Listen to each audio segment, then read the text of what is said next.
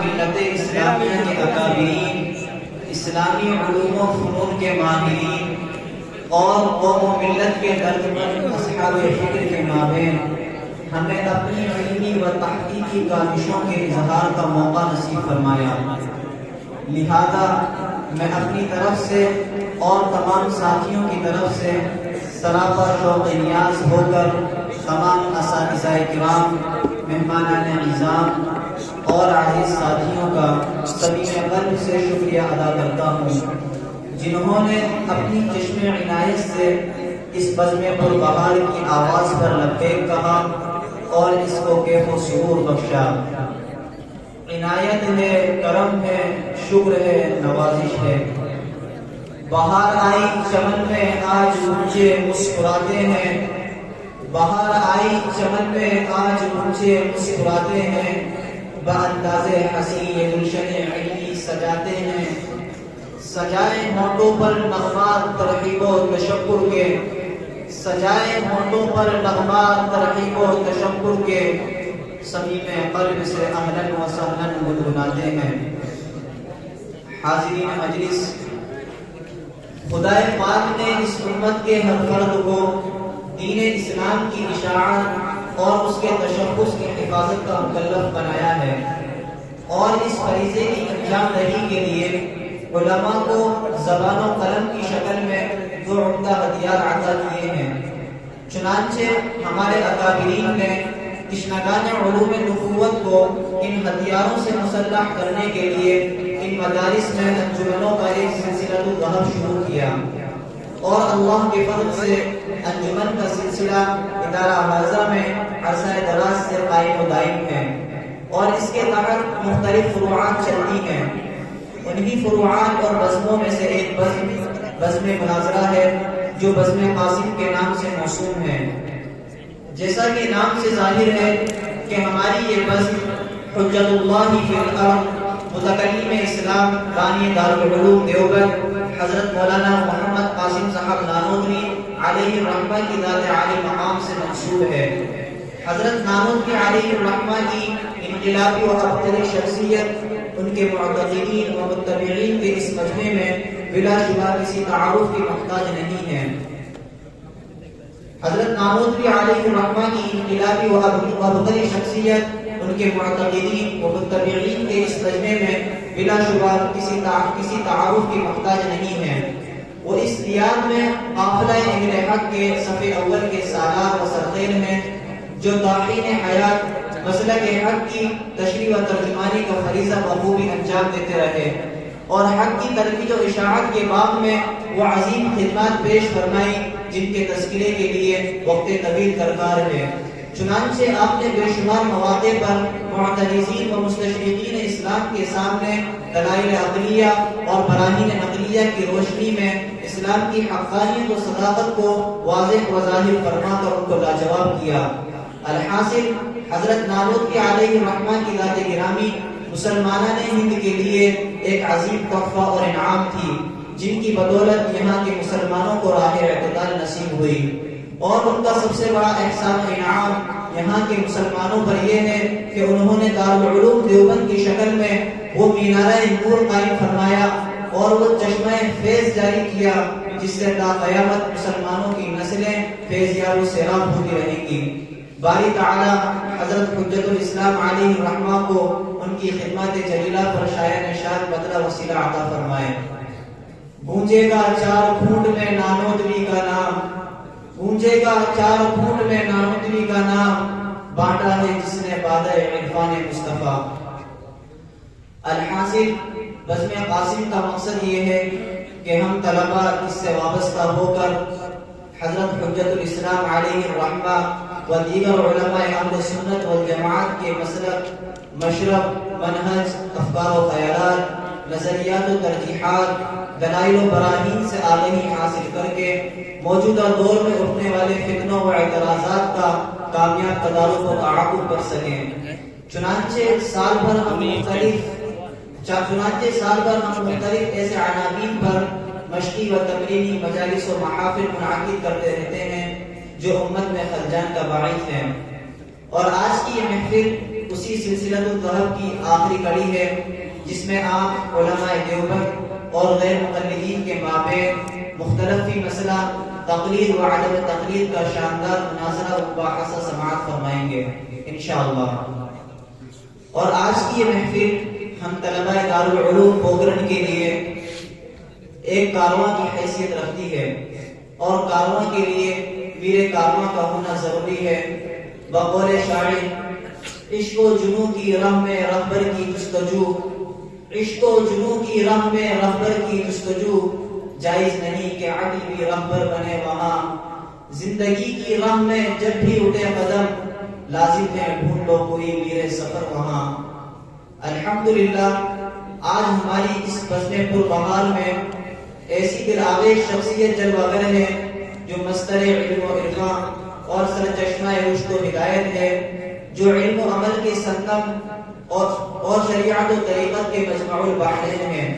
اس سے میری مراد امیر شریعت، پیر طریقت، عارف باللہ حضرت مولانا وقاری محمد امین صاحب دامت برکاتہم العالیہ، محتمم و شیخ الحدیث جامعہ ہادہ کی شخصیت ہے۔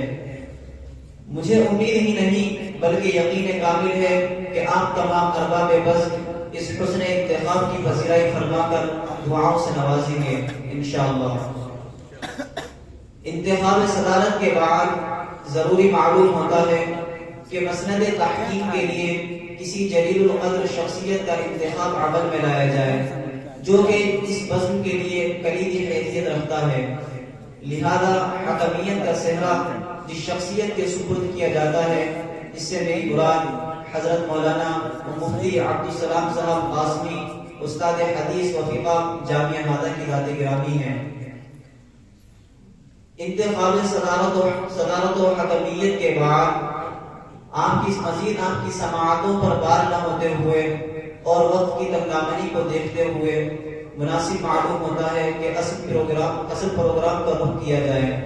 لہذا بزم کا روحانی و نورانی آغاز کرنے کے لیے عظیم رب کے عظیم کلام کی تلاوت سے عظیم مجلس کی افتتاح کرنے کے لیے برادر محترم محمد سفیان جیپوری شریک عربی پنجم کو اس شعر کے ساتھ دعوت دیتا ہوں کہ قرآن کی تلاوت سے آغاز ہو محفل کا، قرآن کی تلاوت سے آغاز ہو محفل کا، اس نور سے پا جائیں ہم راستہ منزل کا۔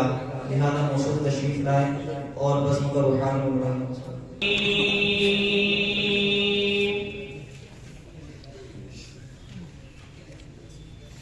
بسم اللہ الرحمن الرحیم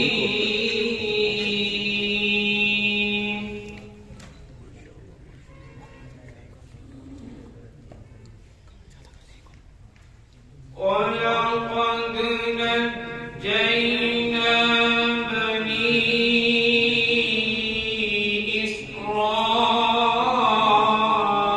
إِسْرَائِيلَ مِنَ الْعَذَابِ الْمُهِينِ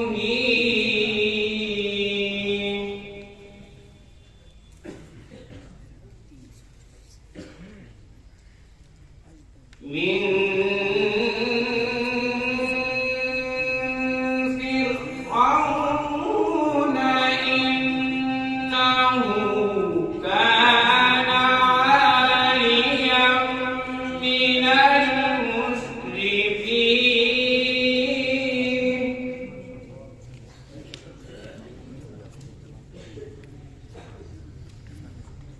ولقد اخترناهم على علم على العالمين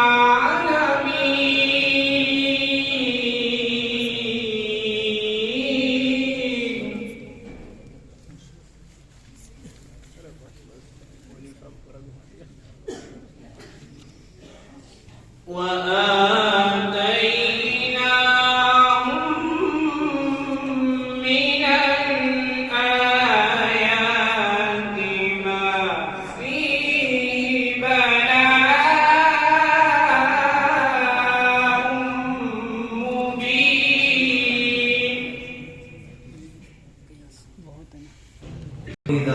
تعریف و توصیف کے لائق ہے تو وہ نبی محترم خاتم الانبیاء امام المرسلین محمد صلی اللہ علیہ وسلم کی ذات مبارکہ ہے۔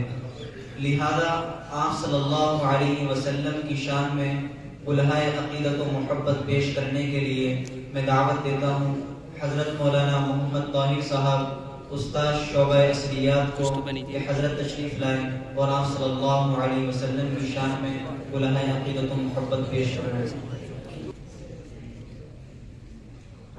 اے رسول امین خاتم المرسلین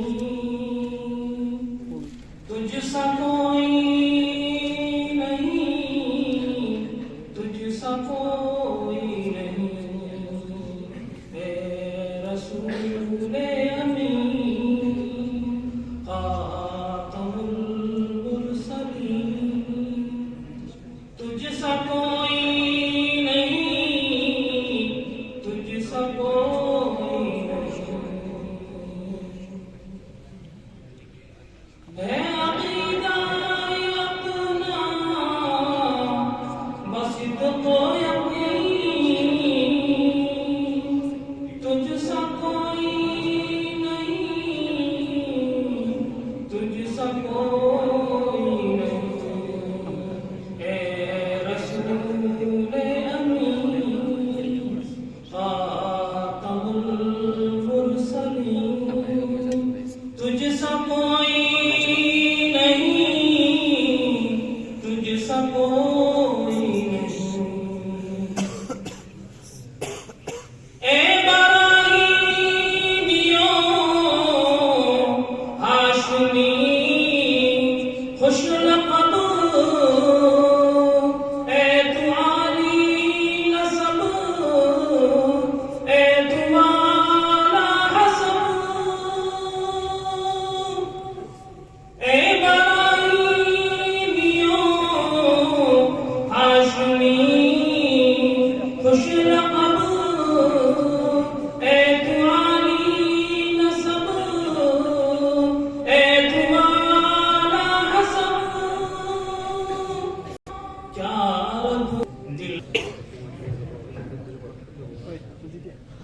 تلاوت و نعت وغیرہ تمہیدی مراحل عبور کر لینے کے بعد اب باضابطہ پروگرام کا آغاز کرنے جا رہے ہیں۔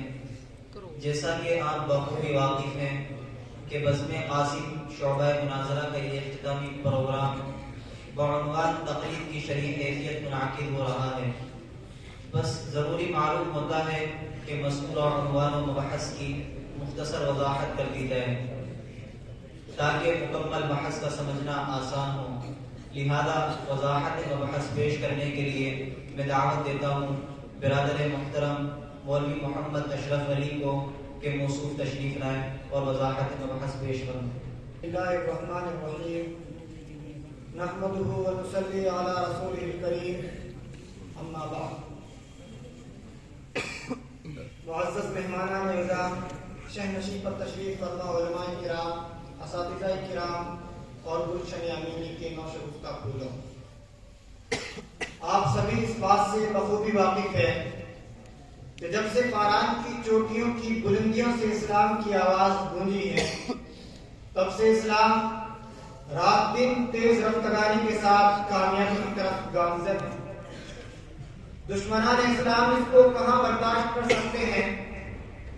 اسلام ان کی آنکھوں میں کانٹے کی طرف کھٹک رہا ہے، تو انہوں نے امت مسلمہ کو شبہوں کو شبہات میں ڈالنے کے لیے سونے کی چمک اور سکوں کی کھنک پر اپنے ضمیر کا سودا کرنے والوں کو اسلام میں فرقہ بازی پر لگا دیا ہے۔ انہی میں سے ایک فرقہ نام نہاد اہل حدیث غیر مقلد ہیں، جنہوں نے اہل سنت والجماعت سے اصولی اور فروعی مسائل میں اختلاف کیا ہے۔ انہی مسائل میں سے ایک اہم مسئلہ تقلید اور عدم تقلید کا ہے۔ وہ تقلید کا علی اعلان انکار کرتے ہیں اور کہتے ہیں فرمان الہی ہے اطیعوا اللہ و اطیعوا الرسول کہ پیروی اور اقتداء صرف اور صرف اللہ اور اس کے رسول کی ہوگی اور کسی کی نہیں۔ تو دوسری طرف اہل سنت والجماعت کے اکابرین یوں کہتے نظر آتے ہیں کہ ارشاد باری ہے فاسألوا اہل الذکر ان کنتم لا تعلمون. امت مسلمہ اس کشمکش میں ہے کہ کس کی اتباع کی جائے اور کس کی پیروی کی جائے. تو اہل حدیث کے اکابرین اپنے حق ہونے پر یوں دلیل دیتے نظر آتے ہیں. عن انس بن مالک مرسلا قال قال رسول الله صلى الله عليه وسلم تركت فيكم امرين لن تضلوا ما تمسكتم بهما کتاب اللہ و سنت رسولی او کما قال علیہ الصلوۃ والسلام. تو اہل سنت والجماعت کے اکابرین اس کا جواب کیوں دیتے نظر آتے ہیں. ارشاد باری ہے ولو ردوه الى الرسول والى اولي الامر منهم لعلمه الذين يستنبطونه منهم. وقال الله تعالى في موضع آخر وجعلناهم ائمة يهدون بامرنا. ارشاد نبوی کی دلیل میں پیش کرتے ہیں عن معاذ بن جبل رضي الله عنه قال أن رسول الله صلى الله عليه وسلم قال كيف تقضي إذا عرض عليك بقضاء؟ قال أقضي بكتاب الله. قال فإن لم تجد في كتاب الله قال في سنة رسول الله صلى الله عليه وسلم. قال فإن لم تجد في سنة رسول الله صلى الله عليه وسلم قال أجتهد برأيي ولا أدري. فضرب رسول الله صلى الله عليه وسلم على صدره وقال الحمد لله الذي وفق رسول الله صلى الله عليه وسلم بما يرضي. اہل حدیث کے اکابرین عدم تقلید کا انکار کرتے ہیں اور کہتے ہیں اور زور و شور سے کہتے نظر آتے ہیں ہم رجال نحن رجال کہ جس طرح اصحاب پیغمبر رضی اللہ عنہم اپنے زمانے میں اجتہاد کی صلاحیت رکھتے تھے اور اجتہاد کرتے تھے اسی طرح ہم بھی اجتہاد کر سکتے ہیں. تو اہل سنت و جماعت کے اکابرین یوں دلیل دیتے نظر آتے ہیں کہ ہر مسائل کے اندر تقلید ضروری نہیں کہ کچھ امور کی اللہ تبارک و تعالیٰ نے وضاحت کر دی, کچھ کی آپ صلی اللہ علیہ وسلم نے وضاحت کر دی.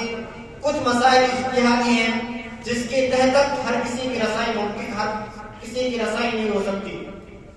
ان میں کسی مجتہد اور رسوخ فی العلم کی اتباع اور تقلید واجب ہے.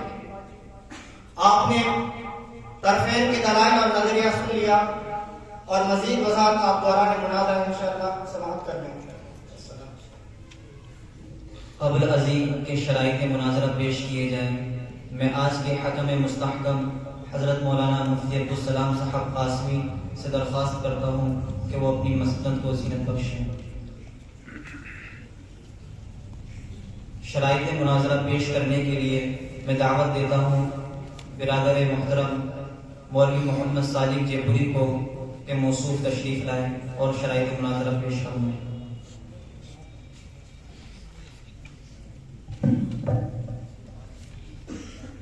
السلام علیکم ورحمۃ اللہ وبرکاتہ.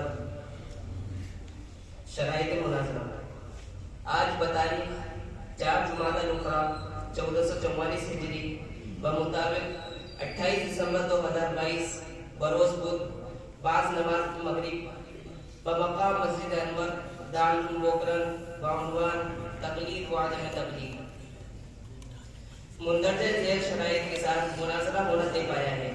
نمبر 1, فریقین ایک دوسرے کے علماء و صلحاء کی شان میں ہرگز گستاخی نہ کریں. نمبر 2, دلائل صرف انہی کتب سے معتبر ہوں گے جو فریقین کے یہاں حجت ہو. نمبر 3, پہلی باری میں ترجمان کو 5 منٹ اور اس کے بعد ترجمان کو 3 منٹ اور ہر فرد کو 4 منٹ اور مشترکہ وقت 7 منٹ دیا جائے گا. نمبر 4, ہر فرد اپنے وقت کا خاص خیال رکھے, دوسرے کا وقت ہرگز نہ لے. نمبر 5, دوران مناظرہ غیر شرکائے مناظرہ کو دخل اندازی کی قطعی اجازت نہ ہوگی. نمبر 6, انداز بیان مناظرانہ ہونا چاہیے نہ کہ مجادلانہ. نمبر 7, انحراف موضوع کی صورت میں شکست فاش تسلیم کرنی ہوگی. نمبر 8, ترجمان غیر مقلدیت اپنا دعویٰ بلا چکچرا صحیح عبارت میں پیش کرے. نمبر 9, دوران مناظرہ قانون ہند کا خاص خیال رکھنا ہوگا. نمبر 10, حکم مستحکم کا فیصلہ آخری اور قطعی ہوگا. مزید کسی عدالت میں چارہ جوئی کے حق نہ ہوگا. तिल्क अशरतुन कामिला। आज के हकम मुस्तहकम मारूफ आलिम दीन हजरत मौलाना मुफ्ती अब्दुल सलाम साहब कासमी उस्ताद हदीस व फिक़ह दारुल पोखरन होंगे। तर्जुमान देवबंदियत मौलवी सनाउल्लाह शरीक दौरे हदीस होंगे। तर्जुमान गैर मुक़ल्लिदियत मौलवी मोहम्मद शाकिर शरीक अरबी शशु होंगे। तर्जुमान, अब मैं दोनों ही हजरात तर्जुमान से दरख्वास्त करता हूँ कि वो शाहिद की कापी पर अपने तस्दीकी दस्तखत खबत फरमा कर हकम मुस्तहकम के ताल्लुक से ज़बानी तौर पर अपना तायदी तासुर पेश फरमाएं।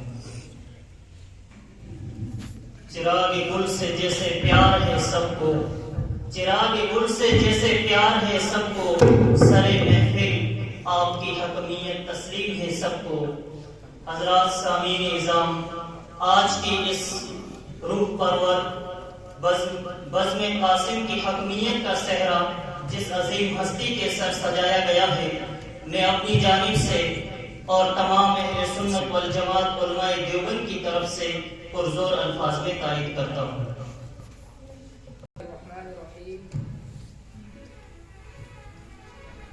आज ये इस रौनक बज़्म के अंदर हकमियत का सहरा जिस हस्ती के सर सजाया गया है, मैं अपनी तरफ से और पूरी जमात हदीस की तरफ से बसरखम तस्लीम करता हूँ। हकम साहब का फैसला, मुंसिफाना फैसला, वो हमारे लिए काबिल तस्लीम होगा। शर्त नंबर 8 के मुताबिक तर्जुमान गैर मुक़ल्लिदी से दरख्वास्त करता हूँ कि वो अपना दावा बिला चूचिरा सरीह और वाज़ेह अल्फाज में पेश फरमाएं। हम उलमाए अहले हदीस का दावा कोई नया दावा नहीं है। जो दावा अल्लाह तबारक व तआला का हुक्म रसूल अक़दस सल्लल्लाहु तआला अलैहि वसल्लम की जुबान अक़दस से 14 साल पहले अदा हुआ था। सहाबाए किराम रिज़वानुल्लाहि तआला अलैहिम अजमईन जिस दावे के दावेदार थे वो उसी पर अमल पेरा रहे कि इताअत खुदा और इताअत रसूल ही असल दीन है, इसके अलावा किसी की पैरवी और तक़लीद जायज़ नहीं है। और इसी का मुज़ाहरा अहले इस्लाम अपनी जिंदगी में करते आए हैं। मसलन जब इंसान पैदा होता है तो तौहीद और रिसालत की आवाज़ अज़ान की सूरत में उसके कानों में पुकारी जाती है। जब इंसान का आखिरी वक्त आता है, जिंदगी के आखिरी लम्हात आते हैं, तब भी उसके शहादत का तकरार किया जाता है, लक़िनु मौताकुम ला इलाहा इल्लल्लाह मुहम्मदुर रसूलुल्लाह। और यही नहीं बल्कि जब इंसान को कब्र तलक और कब्र में रख दिया जाता है, तब भी उसी इकरार का और उसी शहादत का तकरार किया जाता है, बिस्मिल्लाह व अला मिल्लति रसूलिल्लाह। और यही नहीं बल्कि हज़रत सहाबाए किराम भी इताअत खुदा इताअत रसूल ही को असल दीन समझते थे। उनमें कोई हनफी मालिकी हम्बली कोई नहीं था।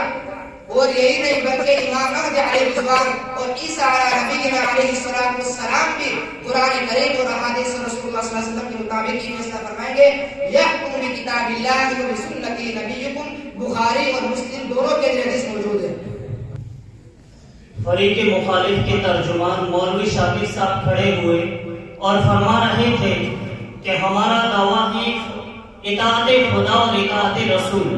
ये तो फरीकैन के यहाँ मुसल्लम है। आप अपना दावा इस बात में वाज़ेह करें कि क्या आप जो मसला कुरान और हदीस के अंदर वाज़ेह ना हो तो उन मसाइल में किसकी तरफ रुजू करते हैं?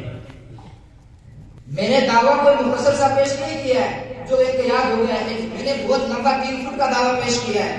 उसके अंदर ये भी मौजूद था कि हम तकलीद नहीं करते हैं, बिल्कुल वाज़ेह तौर पे। मैंने सिर्फ ये थोड़ी कहा है कि इताअत खुदा इताअत रसूल ही करते हैं, जिसके अंदर दोनों शामिल होते हैं, नहीं, बल्कि मैंने आदमी तकलीद के ऊपर भी अपना दावा पेश किया कि हम तकलीद नहीं करते हैं।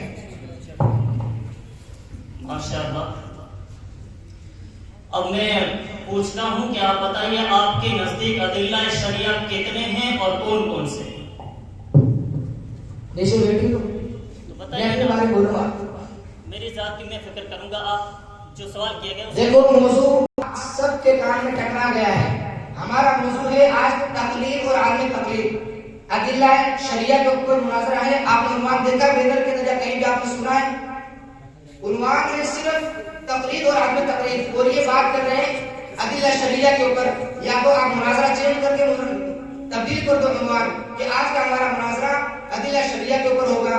मुनाजरा चेंज कर दो आप। मालूम हुआ कि इनका अदिल्ला शरिया किताबुल्लाह और सुन्नत रसूलुल्लाह है, इसके अलावा और कुछ नहीं। تو اب جو بھی آپ اپنے دعوے کے اوپر دلیل پیش کریں کتاب اللہ ترجمان المقلدیت اپنے مبحث کی قدر تفصیل سے وضاحت فرمائے، اپنی تمہیدی گفتگو پیش فرمائے۔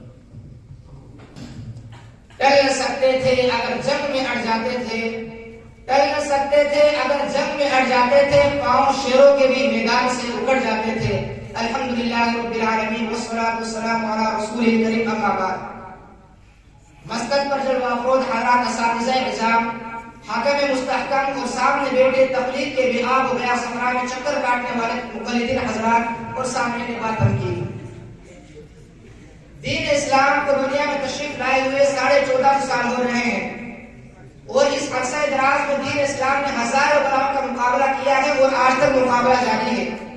کبھی اس پر یزیدی بادل آئے تو کبھی حجازی غبار، کبھی معمول طاقت نے اس کے سامنے آنے کی ضرورت کی تو کبھی تاتار قوت سے ٹکرائی، کبھی خارج شورش نے اس سے مقابلہ کیا تو کبھی رازی طاقت اس کے سامنے آنے تو کبھی رازی طاقت سے زیر کرنے کی ناکام کوششیں کی، مگر وہ سب کے سب اس پہاڑ سے ٹکرا کر پاش ہو گئی اور پہاڑ اپنی جگہ پر مضبوطی سے قائم و دائم ہے۔ موجودہ دور میں کئی اعتبار سے ناگفتہ بھی صورتحال کا شکار ہے۔ باطل طاقت اسلام کو مٹانے اور اس کی اصل صورت کو بس کرنے کے تک وہ دور مصروف ہے۔ مختلف حربوں سے اسلام کے بڑھتے قدم کو روک لگانا چاہتی ہے اور اپنے آپ کو اسلام کا سچا عاشق اور خود کو اسلام کی بقا و حفاظت کا ضامن سمجھنے والے کچھ نام نہاد جماعتیں ایسی بھی ہے جو نہ صرف یہ کہ قرآن و حدیث کی مخالفت کے سبب خود گمراہی کے دلدل میں پھنسی ہوئی ہے، بلکہ سادہ عوام کو بھی اپنے جال میں پھنسانے کی ہر ممکن حد تک کوشش کرتی ہے۔ چنانچہ مذاہب اربع، حنفی، شافعی، مالکی، حنبلی سب اپنے آپ کو اہل سنت کہتے ہیں۔ اللہ تعالیٰ نے اپنے نبی علیہ السلام کو کائنات کی امامت کے لیے منتخب فرمایا، لیکن مقلدین نے نبی کے بجائے اپنے امام کو اس منصب پر براجمان کیا اور ان کے مراتب و مراتب کو اس قدر بڑھایا کہ ان کی امامت کی سرحدیں مقام نبوت کو چھونے لگی۔ در حقیقت سامعین، تقلید ایک ایسا ناسور ہے جس نے ہمیشہ دین اسلام کے مجلہ و مصفہ آئینے کو دھندلا کیا ہے، اور تقلید ہی کی وجہ سے مسلمان آپس میں ہمیشہ باہم و غریبہ اور ایک دوسرے کے بھی مقابل کھڑے نظر آئے ہیں۔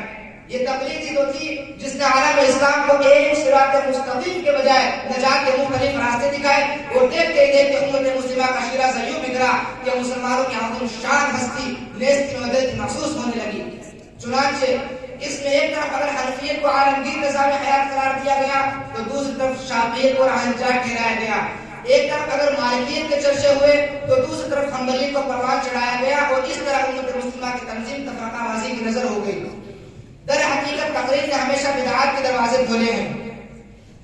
شافعیت، مالکیت، حنبلیت اور بالخصوص حنفیت میں بے شمار بدعات ہیں۔ وقت نہیں کہ میں سب کو بیان کروں، من جملہ ان میں یہ کہ ہری جھنڈے والے حنفی، قبروں اور مزاروں پر سجدہ کرنے والے حنفی، میلاد کے نام پر حلوہ کھانے والے حنفی، میلاد کے نام پر گلیوں میں بے حیا کا مظاہرہ کرنے والے حنفی، جھاڑ پھونک تعویذ کرنے والے بابے حنفی، نبی علیہ السلام کی انسانیت اور بشریت کا انکار کرنے والے حنفی، نبی علیہ السلام کو خدا اور معبود عالم الغیب خدا اور معبود سمجھ کر عالم الغیب اور حاضر ناظر کہنے والے حنفی، اور پھر کہتے ہیں کہ ہم اہل سنت ہیں۔ یہ ان کی حقیقت ہے، اس سے بڑھ کر اور کیا گمراہی ہوگی؟ اور بھی بے شمار بدعات ہے، وقت نہیں کہ میں سب کو بیان کروں، من جملہ ان میں فقہاء کرام کی اندھی تقلید بھی ہے۔ ہم مکمل اصول سے یہ بات کہتے ہیں کہ اس بات تقلید کے اس بات کی دلیل نہ قرآن و حدیث میں موجود ہے اور نہ ہی آثار صحابہ سے کہ اس کی دلیل ملتی ہے۔ ہاں، تقلید کے تعلق سے مقلدین کے دلوں میں شیطان نے شکوک و شبہات ضرور ڈالے ہیں، جن کا تقلید کے اس بات کے تعلق سے دور دور تک کا تعلق نہیں ہے۔ دعویٰ تو امام ابو حنیفہ کی تقلید کا کرتے ہیں، لیکن جب دلائل کی باری آتی ہے تو صحابہ کرام کی ابتدا کا ذکر کر دیتے ہیں، یا کسی عالم سے مسائل کے بارے میں سوالات اور معاملات کرنے کو تقلید کر ڈال دیتے ہیں، یا حضرات خلفائے راشدین تابعداری کو تقلید سے تعبیر کر دیتے ہیں، جبکہ اللہ تبارک و تعالیٰ کا فرمان ہے اتبع ما انزل الیکم من ربکم ولا تتبعوا من دونه اولیاء اطیعوا اللہ واطیعوا الرسول وَلَا تُبْطِلُوا أَعْمَالَكُمْ۔ ان تمام تر آیت سے ثابت ہوتا ہے کہ تقلید ناجائز ہے، اطاعت خدا اطاعت رسول ہی اصل دین ہے۔ خلیفہ رابع حضرت سیدنا علی مرتضیٰ رضی اللہ تعالیٰ عنہ کا فرمان ہے، اعلام یہ حدیث موجود ہے، آپ دیکھ لیں، حضرت علی رضی اللہ عنہ فرماتے ہیں ایاک والاستنان بالرجال، کہ تم اپنے دین میں لوگوں کی تقلید ہرگز مت کرنا۔ اب میں اپنے دعوے پر مزید دلائل پیش کرنے کے لیے دعوت اسٹیج دیتا ہوں پروفیسر مفتی محمد ناصر الفاضل مدینہ یونیورسٹی، ان کو دعوت اسٹیج دیتا ہوں کہ باطل امور اور جواب عطا کریں۔ الحمد للہ وحدہ والصلاة والسلام علی من لا نبی بعدہ، اما بعد۔ اس مرتبہ یہ کام نیا کر کے آئے ہیں، اس مرتبہ یہ کام نیا کر کے آئے ہیں، ہم دشمنوں کے حق میں دعا کر کے آئے ہیں، ہم کو ہرا نہ پائیں گے باطل سے یہ کہو، ہم کو ہرا نہ پائیں گے باطل سے یہ کہو، انجام ہم سپرد خدا کر کے آئے ہیں۔ اسٹیج پر رونما حضرات علماء کرام اور امت کے نودمیدہ گنچوں، جب سے مناظرے کا آغاز ہوا ہے آپ اپنی کھلی آنکھوں اس بات کا مشاہدہ کر رہے ہیں کہ ہمارے ترجمان مولانا شاکر صاحب مدنی، ندوی، ملی، سلفی نے عدم تقلید کے اوپر ڈھیر سارے دلائل پیش کیے ہیں، لیکن چونکہ یہ باطل ہے اور باطل ہمیشہ سمن بکمن عمیون کی روش پر چلتے ہوئے اپنی ہر درمی کا ثبوت پیش کرتا ہے، اس لیے میں بھی مناسب سمجھتا ہوں کہ ان کے سامنے چند دلائل پیش کر دوں جو ان کے حق میں انشاءاللہ اذا جاء الحق وزهق الباطل ان الباطل كان زهوقا کا مجدہ ثابت ہوں گے۔ تو سنیے، ہم تقلید شخصی کا اس لیے انکار کرتے ہیں اس لیے کہ تقلید شخصی قرآن کے خلاف ہے، تقلید شخصی کی وجہ سے قرآن کی توہین ہوتی ہے، تقلید شخصی حدیث کے خلاف ہے، تقلید شخصی کی وجہ سے حدیث کی توہین ہوتی ہے، تقلید شخصی بدعت ہے، تقلید شخصی اجماع کے خلاف ہے، تقلید شخصی آثار صحابہ کے خلاف ہے، تقلید شخصی آثار اسلاف کے خلاف ہے، تقلید شخصی یہ اجماع کے بھی خلاف ہے، اور تقلید شخصی اس کی وجہ سے جھگڑے رونما ہوتے رہتے ہیں۔ میرے دوستو، اللہ تعالیٰ قرآن پاک سورہ بقرہ آیت نمبر 111، اسی طرح سورہ نمل آیت نمبر 64 میں ارشاد فرماتے ہیں قُلْ هَاتُوا بُرْهَانَكُمْ إِن كُنتُمْ صَادِقِينَ، اگر سچے ہو تو دلیل پیش کرو۔ لیکن یہ باطل جو تقلید کو ماننے والے ہیں یہ کہتے ہیں اپنی آنکھیں بند کر کے اور بغیر دلیل کا مطالبہ کیے ہوئے بات مان لو۔ ابن حزم اپنی کتاب جن کو منجنیب الغرب کہا جاتا ہے، مغرب کی توپوں میں سے ایک تو، وہ اپنی کتاب الاحکام فی اصول الاحکام جلد نمبر 6 میں یہ بات ارشاد فرماتے ہیں قُلْ هَاتُوا بُرْهَانَكُمْ إِن كُنتُمْ صَادِقِينَ۔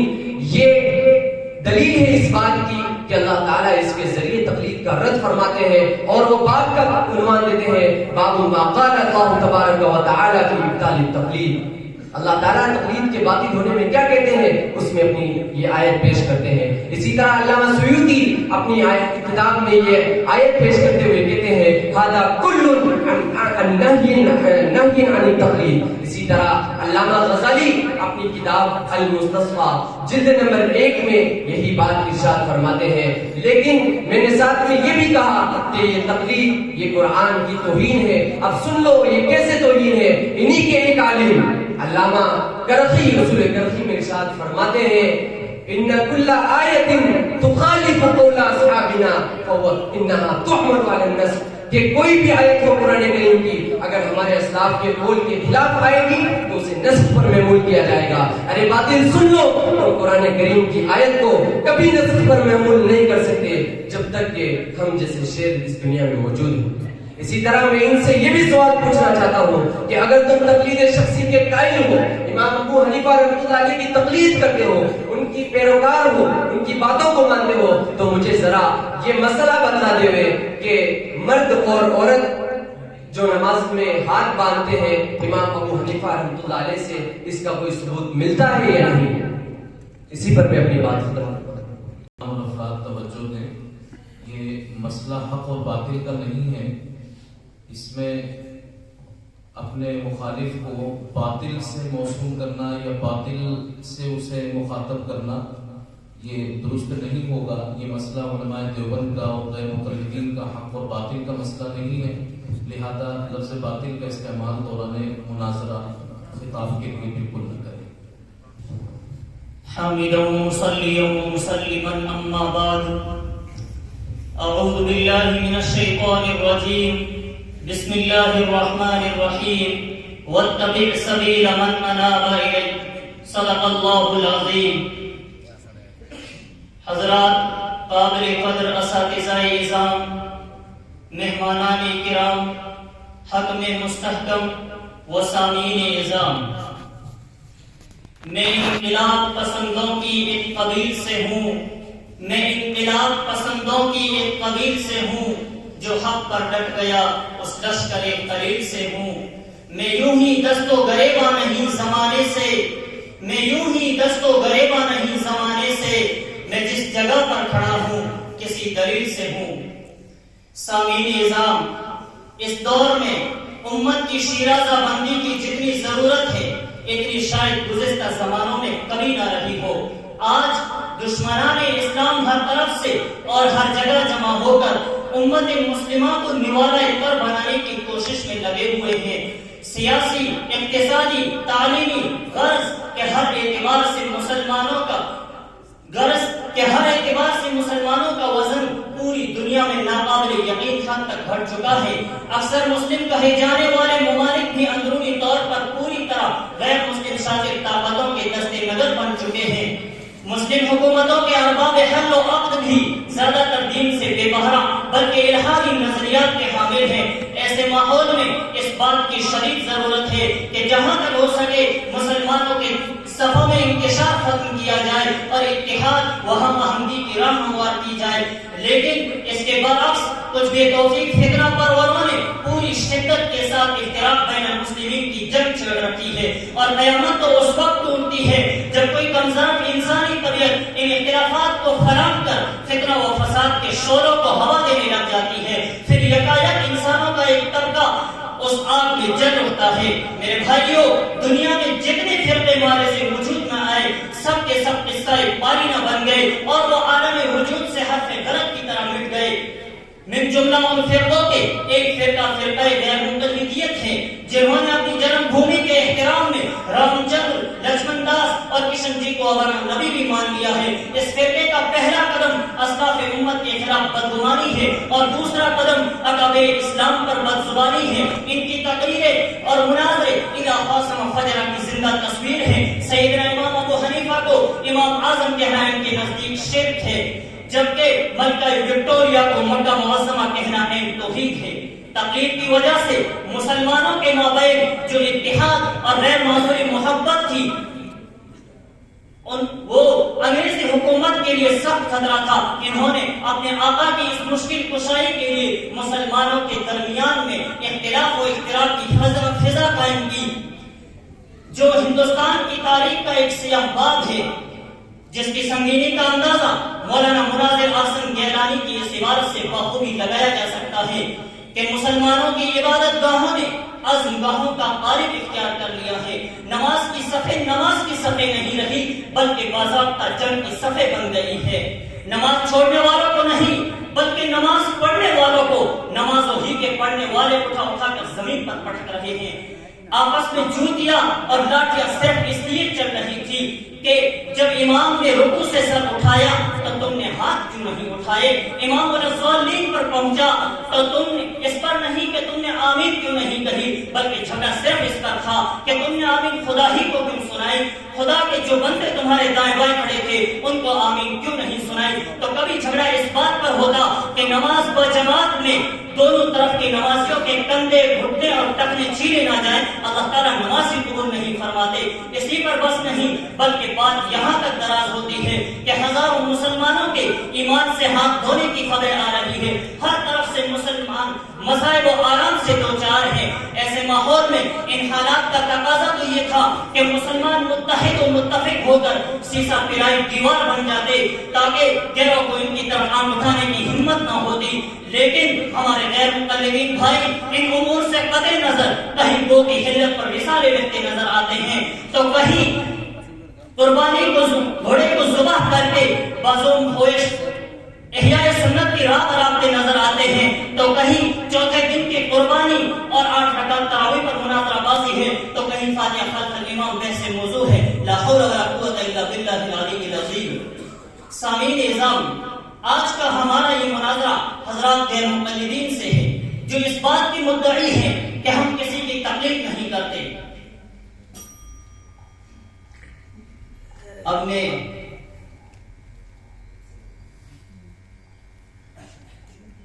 مولانا عبدالقدیر صاحب کو دعوت اسٹیج دوں گا کہ حضرت والا تشریف لائیں اور فریق مخالف کو دندان شکن جواب دیں.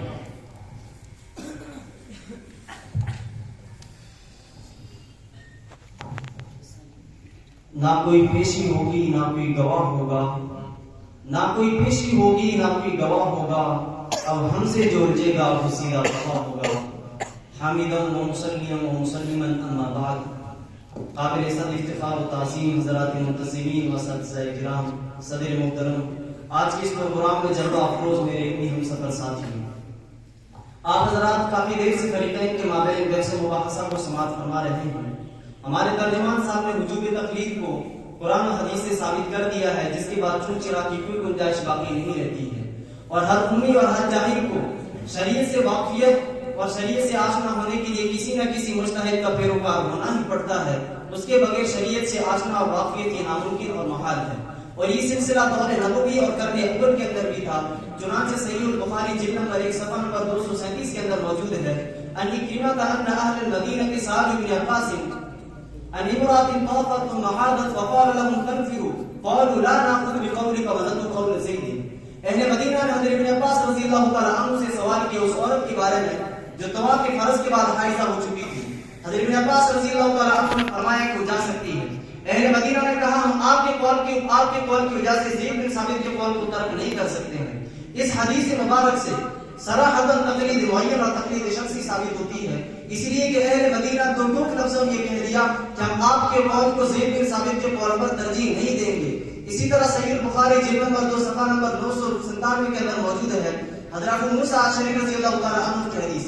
اس حدیث کے اندر ابو موسیٰ اشعری رضی اللہ تعالی عنہ فرماتے ہیں فلا تسألونی ماذا والفکر فیکم، تم میرے سے اہل مدینہ تم میرے سے سوال مت کرو جب تک تمہارے درمیان ایک جید اور باخیز عالم موجود ہے. اور وہ تھے حضرت ابو موسیٰ حضرت عبداللہ بن مسعود رضی اللہ تعالیٰ عنہ. اسی کو تقلید معین اور تقلید شخصی کہتے ہیں، جس کے ہم اہل سنت اور جماعت قائل ہیں. اور یہ سلسلہ دور نبوی قرن اول قرن ثانی سے لے کر آج تک یہ روحانی سلسلہ جاری ہے. اگر اس روحانی سلسلے سے کوئی معروم ہے تو یہ فرقہ معروم ہے جس سامنے روم لٹکا ہے وہ بیٹھے ہیں. اسی طرح ان کے مولانا ناصر صاحب بہت بڑھ چڑھ کے بول رہے تھے اور ایسے لگ رہے تھے جیسے ان کو ابھی فتح یابی حاصل ہو جائیں گے. مولانا تمہارے ترجمان صاحب نے پہلے انکار کر دیا ہے کہ ہم بس قرآن اور رسول کو مانتے ہیں، تم اجماع کو مانتے نہیں، پھر بھی کہہ رہے تھے کہ یہ تقلید اجماع سے بھی ثابت نہیں ہوتی ہے. ایک طرف تو کہہ رہے ہیں کہ اجماع سے ثابت نہیں ہوتی ہے، ایک طرف تقلید کے اجماع کے قائل ہو رہے ہو. اسی طرح مولوی شاکر صاحب یہ کہہ رہے تھے کہ تقلید جو قرآن حدیث سے کہیں ثابت نہیں ہو رہی ہے. ہمارے ترجمان صاحب نے جو آیت پڑھی ہے وَاتَّبِعْ سَبِيلَ مَنْ أَنَابَ وَاتَّبِعْ غَيْرَ سَبِيلِ الْمُؤْمِنِينَ نُوَلِّهِ. اسی طرح میں نے جو بھی حدیث پڑھی ہے ان حدیث سے تم کیا ثابت کرتے ہو؟ گویا کہ پتہ چلتا ہے کہ جس طرح حافظ ان کو قرآن کا کوئی ترجمہ نہیں آتا وہ سر سے ہی قرآن پڑھتے ہیں، تم بھی اسی طرح قرآن کا رٹے لگاتے ہو. قرآن کی تفسیر ابھی تک تمہاری گہرائی آئی ہے. عبدالقدیر صاحب کھڑے ہوئے تھے اور اسی طرح سے کے ترجمان جو اندھی تقلید کی اندھی بٹی لگا یہاں پر لگائے ہوئے ہیں، انہوں نے اپنی دلیل کے اندر ایک آیت پیش کی اور بڑے زور و شور کے ساتھ پیش کی. کیا دلیل پیش کی؟ وَاتَّبِعْ سَبِيلَ مَنْ أَنَابَ إِلَيْهِ، اتباع کر اس شخص کی جو میری طرف متوجہ ہوا ہے. اولا تو یہ کہ اس میں تقلید کا لفظ کہاں ہے؟ تقلید تو کہتے ہیں اس کو ہے جو بغیر کسی کے وجہ سے کسی کے پیچھے پڑ جانا، اس کو تقلید کہتے ہیں. وَاتَّبِعْ کے اندر تقلید کا لفظ بھی نہیں ہے. دوسری بات یہ ہے جلالین شریف کھولئے، مولانا شریف کھولئے فٹافٹ. جلالین شریف کے اندر یہ بات موجود ہے وَاتَّبِعْ سے مراد پوری امت ہے، پوری امت مراد ہے. اس کے اندر ہم بھی آتے ہیں، پوری امت مراد ہے. من اناب الیہ، امام ابو حنیفہ مراد ہے، امام شافعی مراد ہے، احمد بن حنبل امام مالک مراد ہے. غلط ہو تم اس مسئلے کے اندر. آپ اٹھائیے جلالین کا عرصہ کھول کے دکھاؤ یہ کیا لکھا ہوا ہے. سورہ لقمان کے اندر یہ آیت موجود ہے وَاتَّبِعْ سَبِيلَ مَنْ أَنَابَ إِلَيَّ. جمل کی روایت موجود ہے، جمل کی تفسیر جمل کے اندر سے ثابت کرتے ہیں امام جلال اور تمہارے درس نصاب کے اندر یہ کتاب شامل ہے. اس کے اندر فرماتے ہیں من اناب الیہ خطاب لسائر المکلفین ای واتبع حال مکلف الدین من قبل الى اطاعتی، اور من اناب الیہ وهو اطاعتی وهو النبی صلی اللہ علیہ وسلم. اتبع سے مراد پوری امت مخالف ہے، البتہ صیغہ واحد کا استعمال کیا گیا ہے. اور من اناب الیہ سے مراد امام ابو حنیفہ فقہ کوئی مراد نہیں ہے بلکہ رسول اکرم صلی اللہ تعالی علیہ وسلم مراد ہے. دوسری بات اگر یہ کہتے ہیں کہ فقہ مراد ہے تو کیا رسول اللہ صلی اللہ علیہ وسلم تو تو کیا اللہ تبارک و تعالیٰ کی طرف متوجہ ہونے والا کیا ایک ہی شخص تھا امام ابو حنیفہ؟ اس سے تقلید شخصی عربی ثابت نہیں ہوتی ہے. عبد القدیر صاحب دلیل دے رہے تھے بڑے شور و شور کے ساتھ، اور جو ہے بریلو والے اپنے جو دوسری پارٹی کو انداز میں پکڑے باندھی ہوئی ہے دلیل پیش کر رہے تھے کہ عبداللہ بن مسعود رضی اللہ تعالیٰ عنہ سے مسئلہ پوچھا گیا. ایک عورت تھی، خاتون تھی، طواف کر رہی تھی، چکر لگا رہی تھی، حیض آ گیا. صحابہ کرام عبداللہ بن مسعود کے پاس گئے، مسئلہ پوچھا کہ عورت کو حیض آ گیا کیا کرنا چاہیے. عبداللہ بن مسعود نے فرمایا تنگ اس کو ہٹا دو دعا سے. لیکن لوگوں نے کہا کہ ہم آپ کی بات کو نہیں مانیں گے بلکہ حضرت زید رضی اللہ تعالیٰ عنہ کے پاس جائیں گے. انہوں نے آگے حدیث پڑھی ہے، ان کا مسلک ہی آتا ہے. رسول اللہ صلی اللہ علیہ وسلم کی احادیث سے کیا لینا دینا ہے لوگوں کا، قرآن کریم کی آیتوں سے کیا لینا دینا ہے لوگوں کا. میں آگے چل کر انشاءاللہ اس کی وضاحت کروں گا قرآن کریم کی آیت سے کا کیا لینا دینا ہے. اور اسی طرح سے تو اس کے اندر تقلید شخصی کیسے لازم آ گئی؟ وہ عبداللہ بن مسعود سے مسئلہ پوچھ رہے ہیں، ان کا اچھا نہیں لگا، کوئی دقت نہیں ہے. زید رضی اللہ عنہ کے پاس مسئلہ پوچھنے چلے گئے. زید رضی اللہ تعالیٰ عنہ آپ نے صاحب کے زیادہ قریب میں رہنے والے تھے. اس میں کیا تقلید شخصی عربی ثابت نہیں ہوتی ہے. اور تقلید شخصی کا مطلب بھی کیا ہے؟ ایک طرف تو امام صاحب کا ڈنکا بجاتے ہو کیا ہم امام ابو حنیفہ کے پیروکار ہیں، مسائل لیتے ہیں امام ابو حنیفہ رحمۃ اللہ علیہ کے، والفتاوی علی قول ابی یوسف والمختار. اس طرح سے امام یوسف کے قول کو مانتے ہو، کبھی امام محمد رحمۃ اللہ علیہ کے قول کو مان لیتے ہو. تقلید شخصی ہے کہاں تمہاری پھٹ گئی تمہاری تقلید شخصی. اسی طرح سے ہمارا ناصر صاحب نے سوال کیا تھا کہ تقلید کو بغیر دلیل مطالبہ دلیل میں کی جاتی ہے اور قرآن کے خلاف ہے، کیوں قرآن کہتا ہے قل ہاتوا برہانکم، اس کا جواب ابھی تک نہیں آیا. اور اسی طرح سے میں اپنے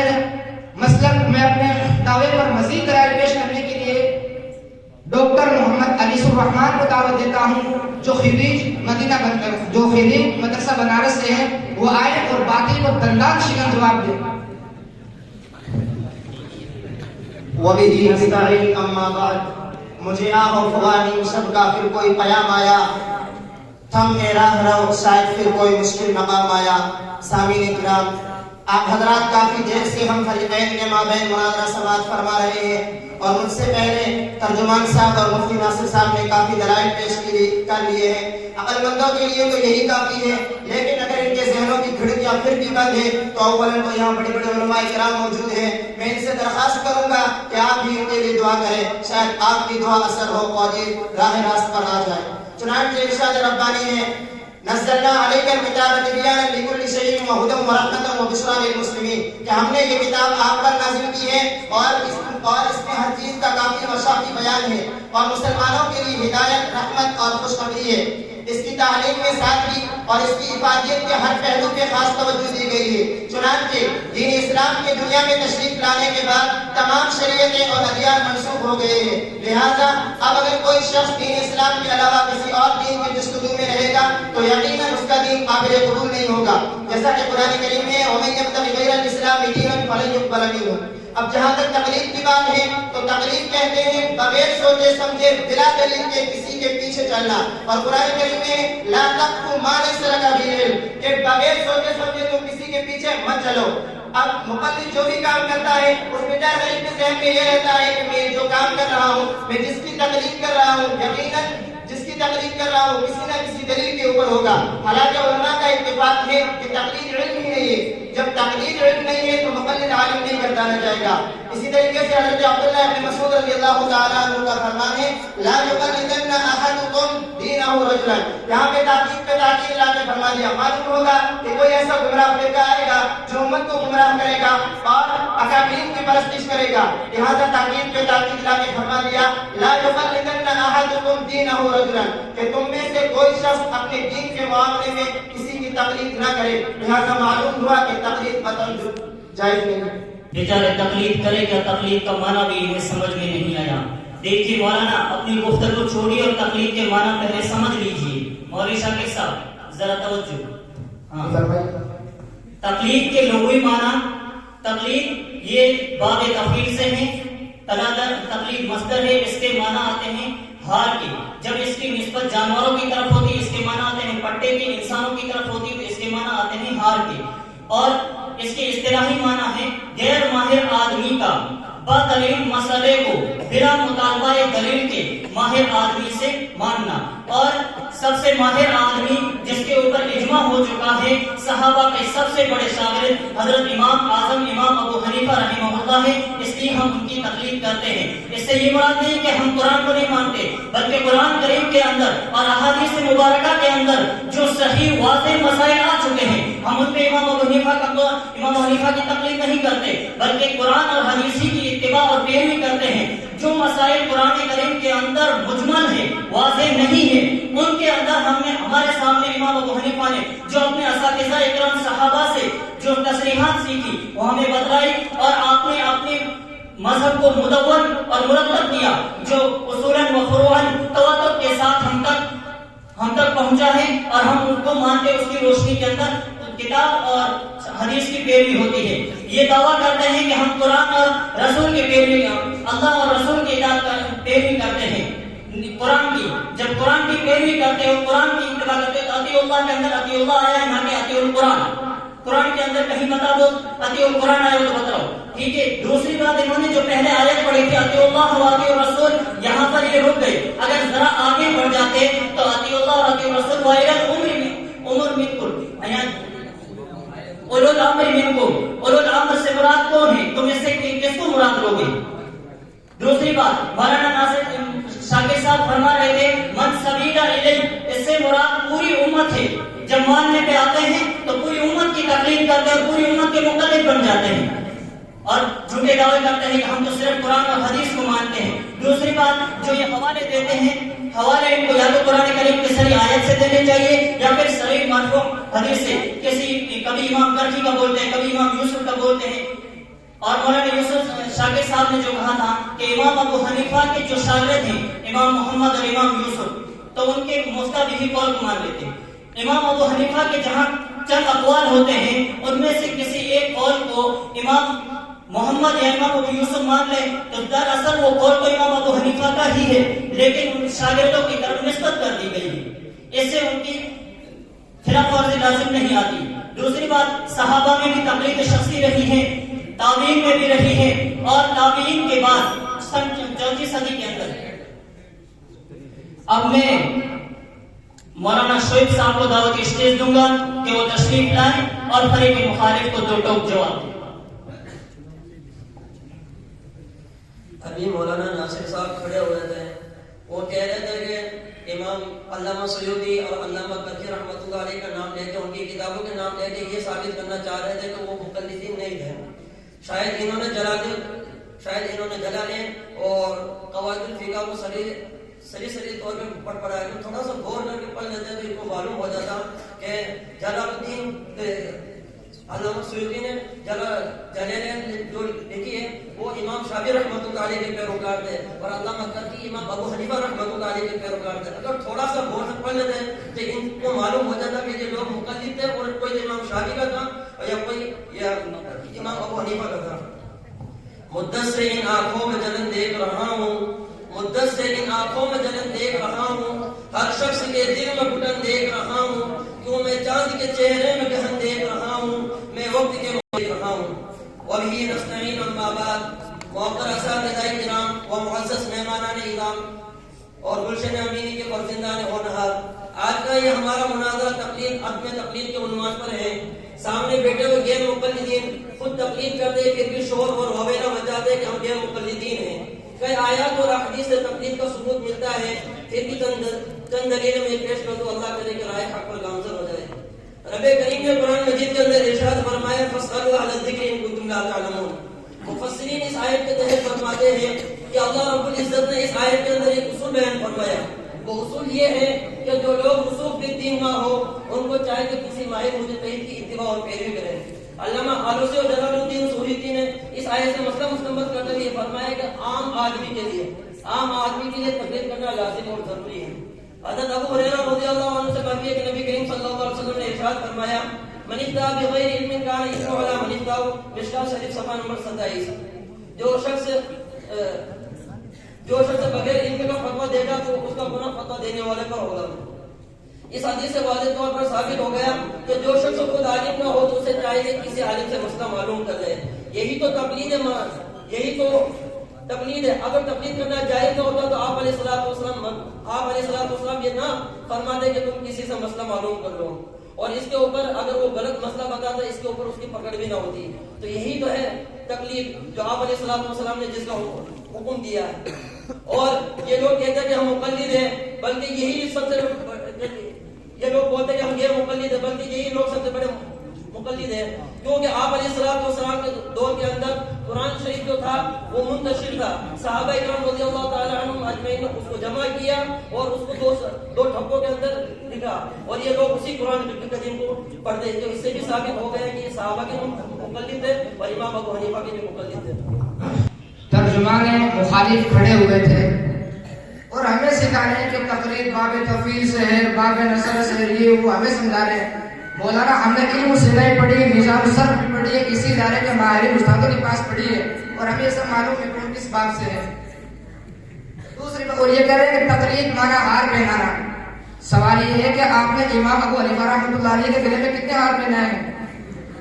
جبکہ ان کی دوسری پارٹی والے جن کو حضرات بریلوی کہتے ہیں، پوری امت بریلوی حضرات کہتی ہے، بدعت کہتی ہے، بدعتی کہتے ہیں، انہوں نے امام صاحب کے گلے میں ہار پہنا ہے تو الگ بات ہے. ہاں مزاروں پر جا کر بزرگوں کی اور اولیاء کرام کی قبروں پر چادریں ضرور چڑھائیے، یہ تقلید کا معنی. اور ثناءاللہ صاحب کہہ رہے تھے غیر ماہر آدمی کا ماہر آدمی سے سوال کرنا یہ تقلید کہلاتا ہے. ان کی کتاب اٹھاؤ تجلیات صفحہ جلد اول صفحہ 607 فٹافٹ اٹھاؤ، جس کے اندر یہ لکھتے ہیں کہ تقلید کہتے ہیں اور وہ بھی اپنی طرف سے نہیں فرماتے ہیں. انہی کے بڑے عالم مناظر اسلام بلکہ رئیس المناظرین مولانا امین صفدر اگاڑی پرس ماسٹر وہ فرماتے ہیں کہ تقلید جو ہے اگر انسان عالم ہے تو کتاب و سنت کے مطابق عمل کرے گا، اور اگر انسان ناخواندہ ہے، ناخواندہ کا مطلب کیا ہوتا ہے؟ جاہل ہوتا ہے، اس کو امام کی تقلید کرنا واجب اور ضروری ہوگا. علامہ انور شاہ کشمیر رحمۃ اللہ علیہ جاہل مانتے ہیں لوگ، علامہ قاسم صاحب نانوت رحمۃ اللہ علیہ کو جاہل مانتے ہیں لوگ، کیونکہ تو حنفی تھے نا. اس وجہ سے تو تقلید کی تعریف تم کچھ اور کر رہے ہو اور تمہارے علامہ حضرات مناظر اسلام اور رئیس مناظر حضرات کچھ اور کر رہے ہیں. اسی طرح سے شرح عین العلم کے اندر تقلید کے حوالے سے ایک بات یہ بھی موجود ہے، آپ کان کھول کر تو سنیں میری بات کو، بہت معنی خیز بات کر رہا ہوں، سنیں میری بات کو. شرح عین العلم ملا علی قاری حنفی ہے، وہ فرماتے ہیں کہ انسان اگر عالم ہے تو قرآن حدیث کے مطابق عمل کرے گا، اور اگر جاہل ہے، ناخواندہ ہے تو کسی عالم کی تقلید کرے گا. یہ خوشبت ہوئی تقلید کا ثبوت ہو رہا ہے. وہ فرما رہے ہیں کہ جاہل ہوگا، عالم کی تقلید کرے گا، خواہ کوئی بھی عالم ہو. کیا فرما رہے ہیں؟ خواہ کوئی بھی عالم ہو. یہ حضرات کہتے ہیں صرف امام ابو حنیفہ سمجھتے رہنا چاہیے. کیا پوری زندگی گزر جائے گی امام ابو حنیفہ سمجھتے رہتے ہیں؟ اور دوسری بات اول الامر سے مراد کافی حضرات یہ کہہ رہے ہیں کہ اول الامر سے مراد یہ اٹھائیے تو امام شیخ الہند رحمۃ اللہ اٹھائیے. اول الامر سے مراد ان کے خود عالموں کی مراد یہ ہے. اول الامر سے مراد عمراء المسلمین بھی ہیں اور اسی طرح سے اسلامی بادشاہ بھی ہیں، عمر الحاکمین بھی ہیں. آپ اسے کیا مراد لیتے ہیں؟ فقہاء کرام بھی ہیں. آپ ناراض مت ہوئے، فقہاء کرام بھی سبھی حضرات ہیں، لیکن اس کے اندر اولا تو تقلید کا لفظ کہاں ہے؟ اور دوسری بات عمراء المسلمین جو امیر المؤمنین ہوتا ہے اسلامی شریعت کے اندر، جو امیر المؤمنین ہوتا ہے، جس طرح سے ابھی قدیر صاحب دلیل دے رہے تھے اہل یمن والی معاذ بن جبل رضی اللہ تعالیٰ عنہ والی، تو اہل یمن وہ بن کر گئے تھے، کیا بن کر گئے تھے؟ فقیہ بن کر گئے تھے. کیا بن کر گئے تھے؟ وہ گورنر اور حاکم بن کر گئے تھے. کیا کوئی حاکم اپنے ماتحت کو کوئی بات کہے، کسی چیز کا حکم دے کہ تو کیا وہ تقلید کر رہا ہے کہ یہاں خیمہ لگاؤ، ان سے جنگ کرنی، ان سے جنگ نہیں کرنی، ان سب باتوں کے اندر وہ کیا وہ تقلید کرائے گی؟ اور یہ تقلید شخصی بھی کہاں ہے؟ آپ ایک چیز اور ثابت کو تو لاسٹ چیلنج کے طور پر کہتا ہوں، آپ صحابہ کرام کا تذکرہ کرتے ہیں تو صحابہ کرام کون کس کا مقلد تھا؟ کس کا لقب جس طرح حنفی صاحب رکھتا ہو اب صدیق عمری رکھا تھا.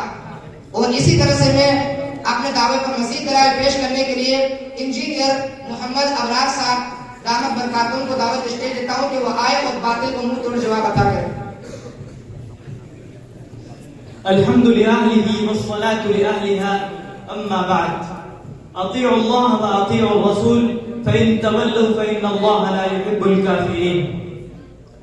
ہے فقط توحید و سنت امن و راحت کا طریق، ہے فقط توحید و سنت امن و راحت کا طریق. فتنہ جنگ و جدل تقلید سے پیدا نہ کر. فرد قائم ربط ملت سے ہے تنہا کچھ نہیں، فرد قائم ربط ملت سے ہے تنہا کچھ نہیں. موج دریا میں ہے بیرون دریا کچھ نہیں.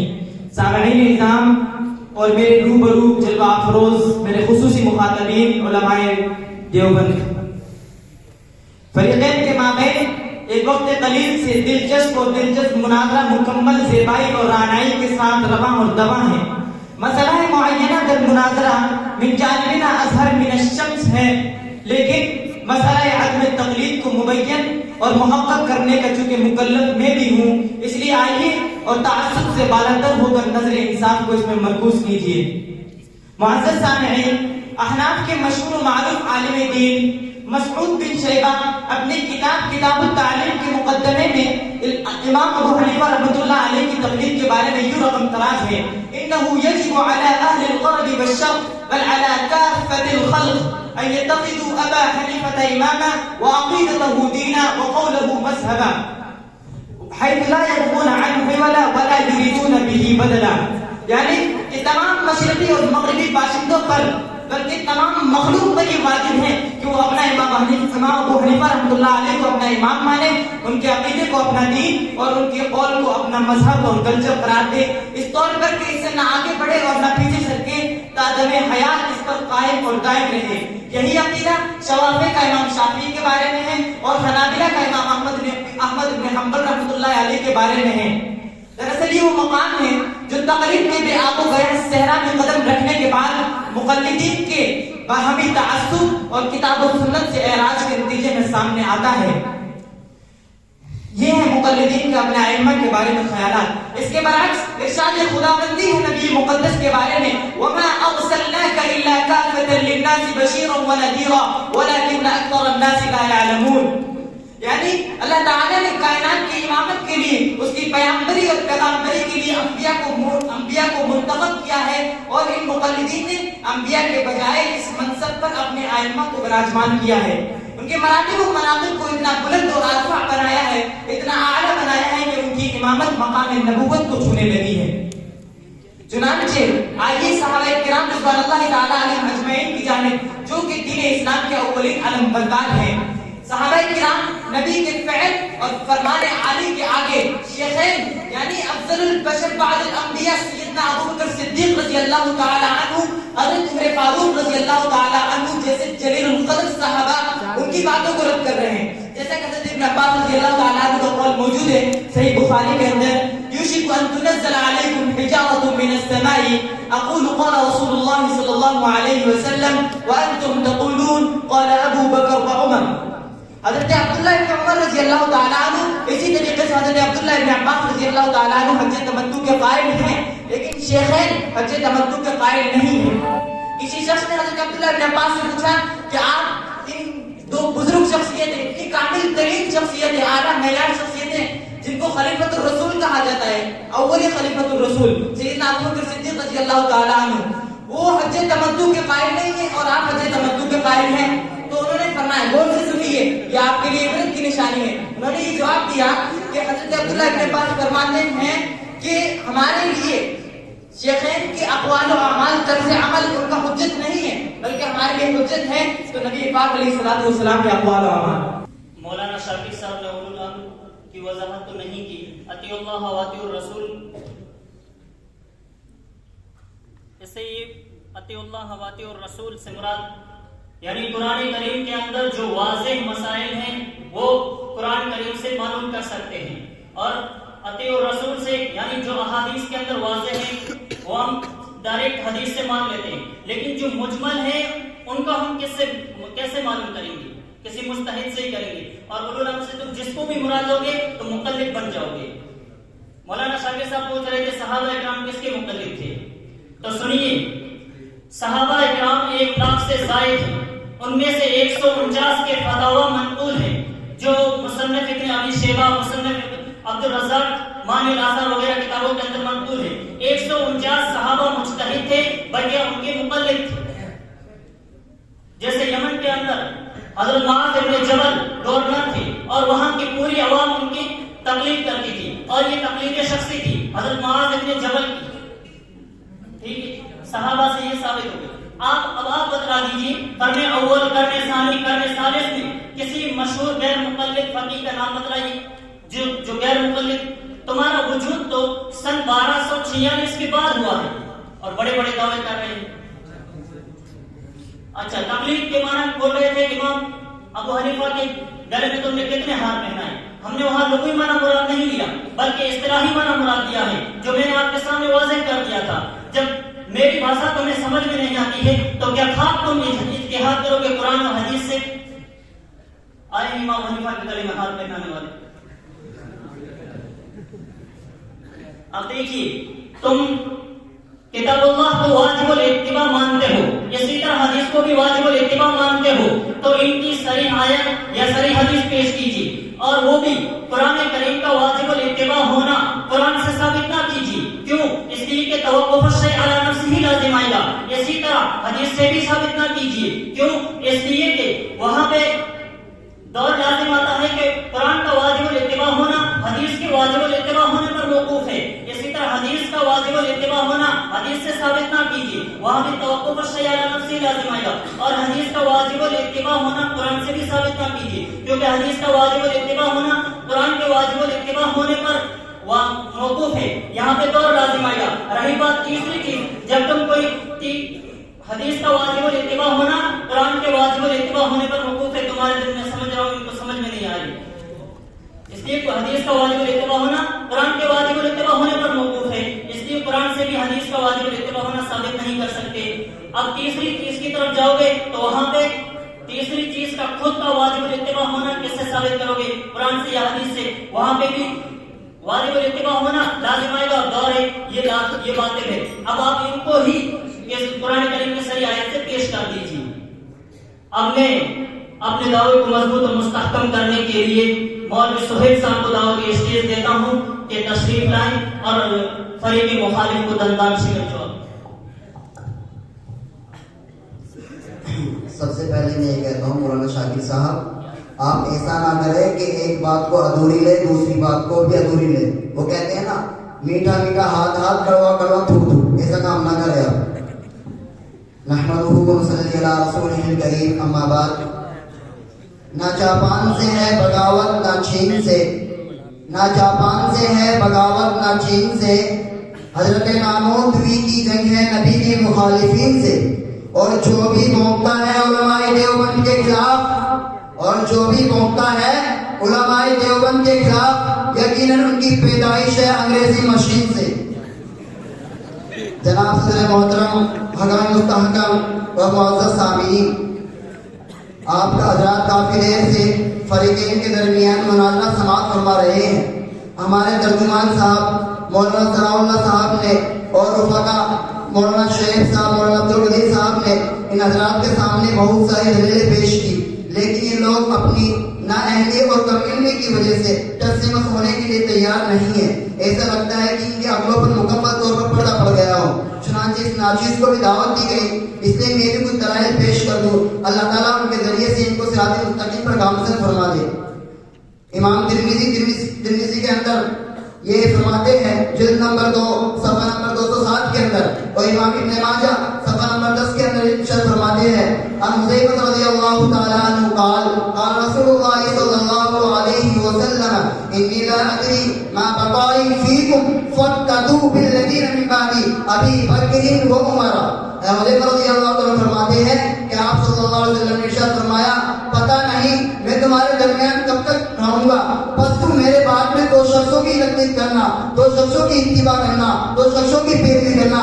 اشارہ کیا ابو بکر کی طرف, اشارہ کیا حضرت عمر کی طرف. اس کے اندر قابل غور ایک بات ہے جو آپ حضرت سے بار بار اشکال کرتے ہیں کہ اقتداء سے مراد کیا ہے. آپ کہتے ہیں کہ نظام عموری ہے, نہیں, اس سے نظام دینی ہے. آپ بخاری شریف اٹھائیے جلد نمبر 2, اس کے اندر باب مرض الوفات کے اندر ایک حدیث ہمیں ملتی ہے کہ آپ صلی اللہ علیہ وسلم نے ارشاد فرمایا ابو بکر جاؤ لوگوں کی امامت کرو. ابو بکر رضی اللہ تعالیٰ عنہ نے لوگوں کو نماز پڑھائی ہے. درمیان کے اندر آپ صلی اللہ علیہ وسلم تشریف لائے, آپ صلی اللہ علیہ وسلم تشریف لاتے ہی دیکھ کر کے ابو بکر پیچھے تھے. ابو بکر رضی اللہ تعالیٰ عنہ نے آپ صلی اللہ علیہ وسلم کی اقتداء کی ہے, اور ابو بکر کی اقتداء تمام صحابہ نے کی ہے. اس سے پتہ چلا کہ اقتداء کرنا اور تقلید کرنا صحیح ہے. اور اگر آپ صرف اور صرف قرآن حدیث کو مانتے ہو, تواتر عملی کو نہیں مانتے, تو مولانا مجھے ایک سوال کا جواب دیجیے کہ لا الہ الا اللہ جس کے بنا لوگ مسلمان ہی نہیں رہتے, کافر ہو جاتے ہیں. لا الہ الا اللہ محمد رسول اللہ بخاری کے اندر, مسلم किसी भी सियाही जनता की किताब के अंदर बता दीजिए कि जिनके वरना आपकी गुलाम करने के लिए तैयार हूँ। हाँ, गैर मशहूर किताब की किताबों के अंदर है, लेकिन उन किताबों पर मुझे चेहरा करने दीजिए, नानी अम्मा याद आ जाएगी खुद से। इस तरह की तवक्को तो आप जैसे जाहिल और तकलीफ परसों से ही की जाती है। सनाउल्लाह साहब तर्जुमान साहब है, खड़े होकर सवाल करें अब जी में कुरान कहाँ है? अरे अल्लाह के वली, क्या आपने जलानी शरीफ आयशा नहीं पर उसमें लिखा है कि कुरान अल्लाह तबारक व तआला की सिफत है? मौलाना नूर मोहम्मद साहब दामद बरकातहू पढ़ाते रहते हैं हर वक्त, कुरान करीम अल्लाह तबारक व तआला का कलाम, अल्लाह तबारक व तआला की सिफत है। और हम बता दो किसी अल्लाह तबारक व तआला कौन सी सिफत का इनकार करते हैं? जब अल्लाह की सिफत का हम इनकार करते हैं तो कलाम अल्लाह तबारक व तआला की सिफत है, तो कहां से पीछे रह गया? और इसी तरह से हम सहाबा किराम की इब्तिदा की दलील रोशनी भी की जाएगी बगैर। देखो अवलन तो हमने ये पहले कह दिया था, तमहीद गुफ्तगू में ही कह दिया था कि दावा तो इमाम अबू हनीफा की तकलीफ का करते हैं, लेकिन जब दलाइल की बारी आती है सहाबा किराम की इब्तिदा का जिक्र करते थे। अरे अल्लाह के वली, सहाबा किराम की इब्तिदा का मुनकिर है कौन? अबू बकर रज़ियल्लाहु ताला अन्हु खलीफा राशिद बने, तमाम सहाबाओं के पैरोकार बने, यह तकलीफ है। अबू बकर रज़ियल्लाहु ताला अन्हु खलीफा बने, तमाम सहाबाओं के पैरोकार बने, इसको मौलाना तकलीफ कहना ही तुम्हारे जहालत के ऊपर मबनी है। क्यों? तकलीफ तो कहते हैं बगैर मुतालबा दलील की उसकी पैरवी कर लेना। और दूसरी बात ये है कि हज़रात सहाबा रज़ियल्लाहु ताला अन्हुम अजमईन के इंतकाल के बाद में क्या किसी सहाबी से इधर सुने तर्जुमान साहब, किसी सहाबी ने ये कहा हो कि मैं उमर के इंतकाल के बाद में भी उमर ही के मसाइल पर चलूंगा, अबू बकर के इंतकाल के बाद में अबू बकर ही के मसाइल पर चलूंगा, अली और इसी तरह से तमाम सहाबा किराम। इसी तरह से दूसरी बात आप ये सुनिए, सहाबा किराम की इब्तिदा दलील की रोशनी में की जाएगी या बगैर दलील की रोशनी में की जाएगी? जवाब देना इसको, अगर लिखो पहले इसको, दलील की रोशनी में की जाएगी। अगर दलील की रोशनी में की जाएगी तो तमाम सहाबा किराम दलील ही की रोशनी में क्या करते थे। अगर बगैर दलील की रोशनी में की जाएगी तो फिर बाकी सहाबा किराम की फुकाए किराम की तकलीफ की जरूरत ही क्या पड़ी? जब बगैर दलील के उन्हीं की इब्तिदा की जा रही है तो जाहिर सी बात है फुका से दर्जा बड़ा उनका है। जब उन्हीं की तकलीफ की जा रही है बगैर दलील के, फिर फुका की जरूरत क्या पेश आई? आप इसका सवाल का जवाब देते हैं। दूसरी बात, कुल हाथू बुरहानुहुम का जवाब अभी तक आपकी तरफ से नहीं आया है। और इसी तरह से सहाबा किराम रिज़वानुल्लाह ताला अलैहिम अजमईन में किसी एक सहाबी ने भी आप ये साबित करके दिखा दें किसी की राय के ऊपर अमल किया हो। इब्न उमर रज़ियल्लाहु ताला अन्हु से किसी सहाबी ने हज़रत को बोसा देने के बारे में सवाल किया तो इब्न उमर रज़ियल्लाहु ताला अन्हु दलील के जरिए जवाब अता फरमा रहे कि मैंने रसूल करीम अलैहिस्सलाम को हज़रत का बोसा लेते हुए देखा है। और दूसरी बात ये है, फिर उन्होंने सवाल किया अगर भीड़ भड़ाका हो तो हम क्या करें? तो फरमाया कि अपने राय को यमन में छोड़ा अपने राय को। और मैं आपको जवाब दे रहा हूँ कि रसूलुल्लाह सल्लल्लाहु अलैहि वसल्लम को मैंने इस्लाम करते हुए देखा है और इसी तरह से बोसा देते हुए देखा है। इन तमाम साबित होता है साहबा बगैर दलील के मुकल्लिद नहीं थे, बगैर दलील के उनके ताबेदारी नहीं किया करते थे। और इसी तरह से फुकाए किराम की तकलीद के बारे में ये हज़रात देते हैं तो फुकाए किराम की किस इमाम ने तुम्हें तकलीद का हुक्म दिया है? बजाय इसके कि वो इमाम अपने तकलीद का हुक्म देते उसके बरखिलाफ उनके नफी के अंदर इस बात मौजूद है। और तीसरी बात ये है कि ये कहते हैं कि फुकाए किराम ने उसूल अखज़ किया कुरान हदीस से, मैं उठाई होना जलालैन शरीफ उठाइए, जलालैन की अगली बात मौजूद है। अभी तक मेरा वक्त बाकी है, इंशाअल्लाह 3 मिनट बजाय 5 मिनट के जलालैन के अगली बात मौजूद है। बल्कि कुरान शरीफ की सही आयत का इनकार करते हुए नजर आते हैं। तो रहमतुल्लाह अलैह की राय कुरान की सही आयत के खिलाफ है। कुरान के अंदर है वमन क़तल मिनकुम मुतअम्मिदन फजज़ाउ मिस्लु मा क़तल मिनन नअम। अल्लाह तबारक व तआला ने फरमाया मुहर्रिम हालत इहराम के अंदर मुहर्रिम ने अगर शिकार कर दिया हो तो उसके जिम्मे उसी के मिसल जानवर लाजिम होगा। इमाम और रिफात राय के मुताबिक कहते नहीं उसकी कीमत लाजिम होगी। और अब मैं मजीद अपने दावे पर मजीद दलाइल पेश करने के लिए प्रोफेसर मोहम्मद बरकतुल्लाह साहब को दावत इसलिए देता हूँ तो बातिल को दाम तोड़ कर जवाब अता करें। बिस्मिल्लाहिर्रहमानिर्रहीम। मौलवी सनाउल्लाह तवज्जो, आप चार ही की तासीर बाज हजरात हनफी को मानते हैं, बाज शाफी, बाज मालिक, बाज इमाम अहमद बिन हंबल, तो आपने चार की तासीस कैसे कर दी? क्या कोई ऐसी हदीस पेश करेंगे जिनके अंदर ये साफ तौर पर कहा गया हो कि मेरे बाद 4 हजरात आएंगे इमाम अबू हनीफा वगैरह और इनकी तकरीर करना? मौलवी शाकिर मौलाना सुहेल साहब खड़े और कह रहे थे कि तो मेरा पढ़िए और आप उसके अंदर गहराई गिराई आपको हासिल नहीं है। मौलाना आपको नाम तो याद ही नहीं है। मेरे ख्याल साहब कोने में बैठकर मेरे नाम याद जलालैन है, ये जलालैन है, मेरे नाम हासिल कर लीजिए। आपने पिछले साल पूरी जलालैन पढ़ी फिर भी अपना नाम याद नहीं। इसीलिए कहता हूँ खुदा बचाए रखे हर एक बला से, خصوصاً آج کل کے ان مقلدین سے.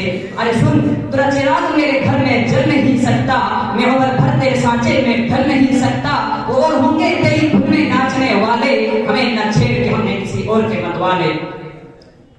سامعین کرام، حکم مستحکم اور میرے ہم سفر علمی ساتھیوں، آپ کافی دیر سے فریقین کے مابین مناظرہ سماعت فرما رہے ہیں. ہمارے ترجمان صاحب نے دلائل قطعیہ، عقلیہ و نقلیہ اظہر من الشمس کے مانند پیش کر کے مسئلہ کو واضح کر دیا ہے کہ تقلید ناجائز اور شرک ہے. قرآن کریم میں اللہ رب العزت ارشاد فرماتے ہیں اتبع ما انزل الیکم من ربکم ربنا آمنا بما انزلت واتبعنا الرسول فاکتبنا مع الشاہدین. ان آیات سے معلوم ہوتا ہے کہ اطاعت صرف اور صرف اللہ اور اس کے رسول ہی کی ضروری ہے. خلیفہ رابع حضرت علی رضی اللہ عنہ فرماتے ہیں ایاک والاستنان بالرجال، اعلام المومنین جلد نمبر 2 صفحہ نمبر 195، کہ لوگوں کی تقلید سے اجتناب کرنا. امام احمد بن حنبل فرماتے ہیں جن کی تقلید کرتے ہیں وہی کہتے ہیں لا تقلد دینک احدا للرجال، کہ تم لوگوں میں سے کسی کی تقلید مت کرنا. امام شافعی فرماتے ہیں کل ما قلت وكان عن النبي صلی اللہ علیہ وسلم خلاف قولی مما یصح فحدیث النبی اولا. آگے کیا فرماتے ہیں ولا تقلدونی، صاف طور پر یہ الفاظ موجود ہے ولا تقلدونی. آداب الشافعی صفحہ نمبر 15 کہ میری بات امام شافعی فرماتے ہیں. اور اسی طریقے سے معاذ بن جبل فرماتے ہیں ان لا تقلد دینک احد من هؤلاء، لا تقلد دینک احد من هؤلاء، کہ لوگوں میں سے کسی کی تقلید مت کرنا. مولانا شاکر صاحب بیان کر رہے تھے کہ صحابہ بغیر دلیل کے کسی مسئلے کے اوپر، بغیر دلیل کی مراد یہ نہیں ہے کہ وہ مسئلہ بغیر دلیل کے تھا، بلکہ بلا مطالبہ دلیل اس با دلیل مسئلے کو، جیسے فتاوی جو 149 صحابہ کے یہاں ابن شیبہ مصنف عبدالرزاق کے اندر ہے، وہاں پہ دیکھ لیجیے جتنے بھی مسائل ہے کسی کا حوالہ وہاں پہ نہیں ہے. بغیر دلیل کے بلا مطالبہ با دلیل مسئلے کو بلا مطالبہ دلیل کے مانا گیا ہے. دوسرا یہ کہتا ہے تقلید شخصی شرک ہے. تقلید شخصی شرک کہاں ہے؟ قرآن کریم کی صحیح آیت سے بتلائیے یا پھر حدیث شریف سے بتلائیے. دوسرا ولا تقلدونی، آپ اپنے وقت میں بولی نا، بیچ میں کیوں بات؟ امام جلال الدین کے بار بار حوالے دے رہے ہیں، دیکھ لیجیے امام جلال الدین امام شافعی کے مقلد تھے، گویا کہ تم مقلد کے مقلد ہوئے. دعویٰ تو بڑا بڑا کرتے ہو. دوسری بات یہ اپنے آپ کو یا تو اہل حدیث کہتے ہیں یا غیر مقلدین کہتے ہیں. اگر غیر مقلدین کہتے ہیں تو پھر قرآن اور حدیث کے بھی خلاف ہو گئے، کیونکہ قرآن ان کو یہ کہنا چاہیے کہ ہم آدھے مقلد ہیں اور آدھے غیر مقلد ہیں. اور دوسرا اہل حدیث، یعنی اہل حدیث کہنے سے یہ معلوم ہوا کہ یہ اہل قرآن نہیں، تو قرآن کا انکار لازم آ گیا. دوسرا یہ کہہ رہے کہ چاروں اماموں کی تخصیص کہاں سے ہوئی؟ تو چاروں اماموں کے اوپر اجماع ہوا ہے، اور اجماع ہمارے یہاں حجت ہے، پوری امت کا اجماع ہوا ہے. ٹھیک ہے. اور تم یہ بتلا دیجیے قرآن کریم 7 قراتوں کے اندر متواتر 7 قراتوں کے ساتھ ہم تک منقول ہے، لیکن امام عاصم ہی کی قرات کو کیوں لیتے ہو؟ کیا امام عاصم کی قرات، امام عاصم کا نام لے کر قرآن کریم کی کسی آیت کے اندر کہا گیا ہے یا کسی صحیح حدیث کے اندر آپ صلی اللہ علیہ وسلم نے بیان کیا ہو تو بتلائیے.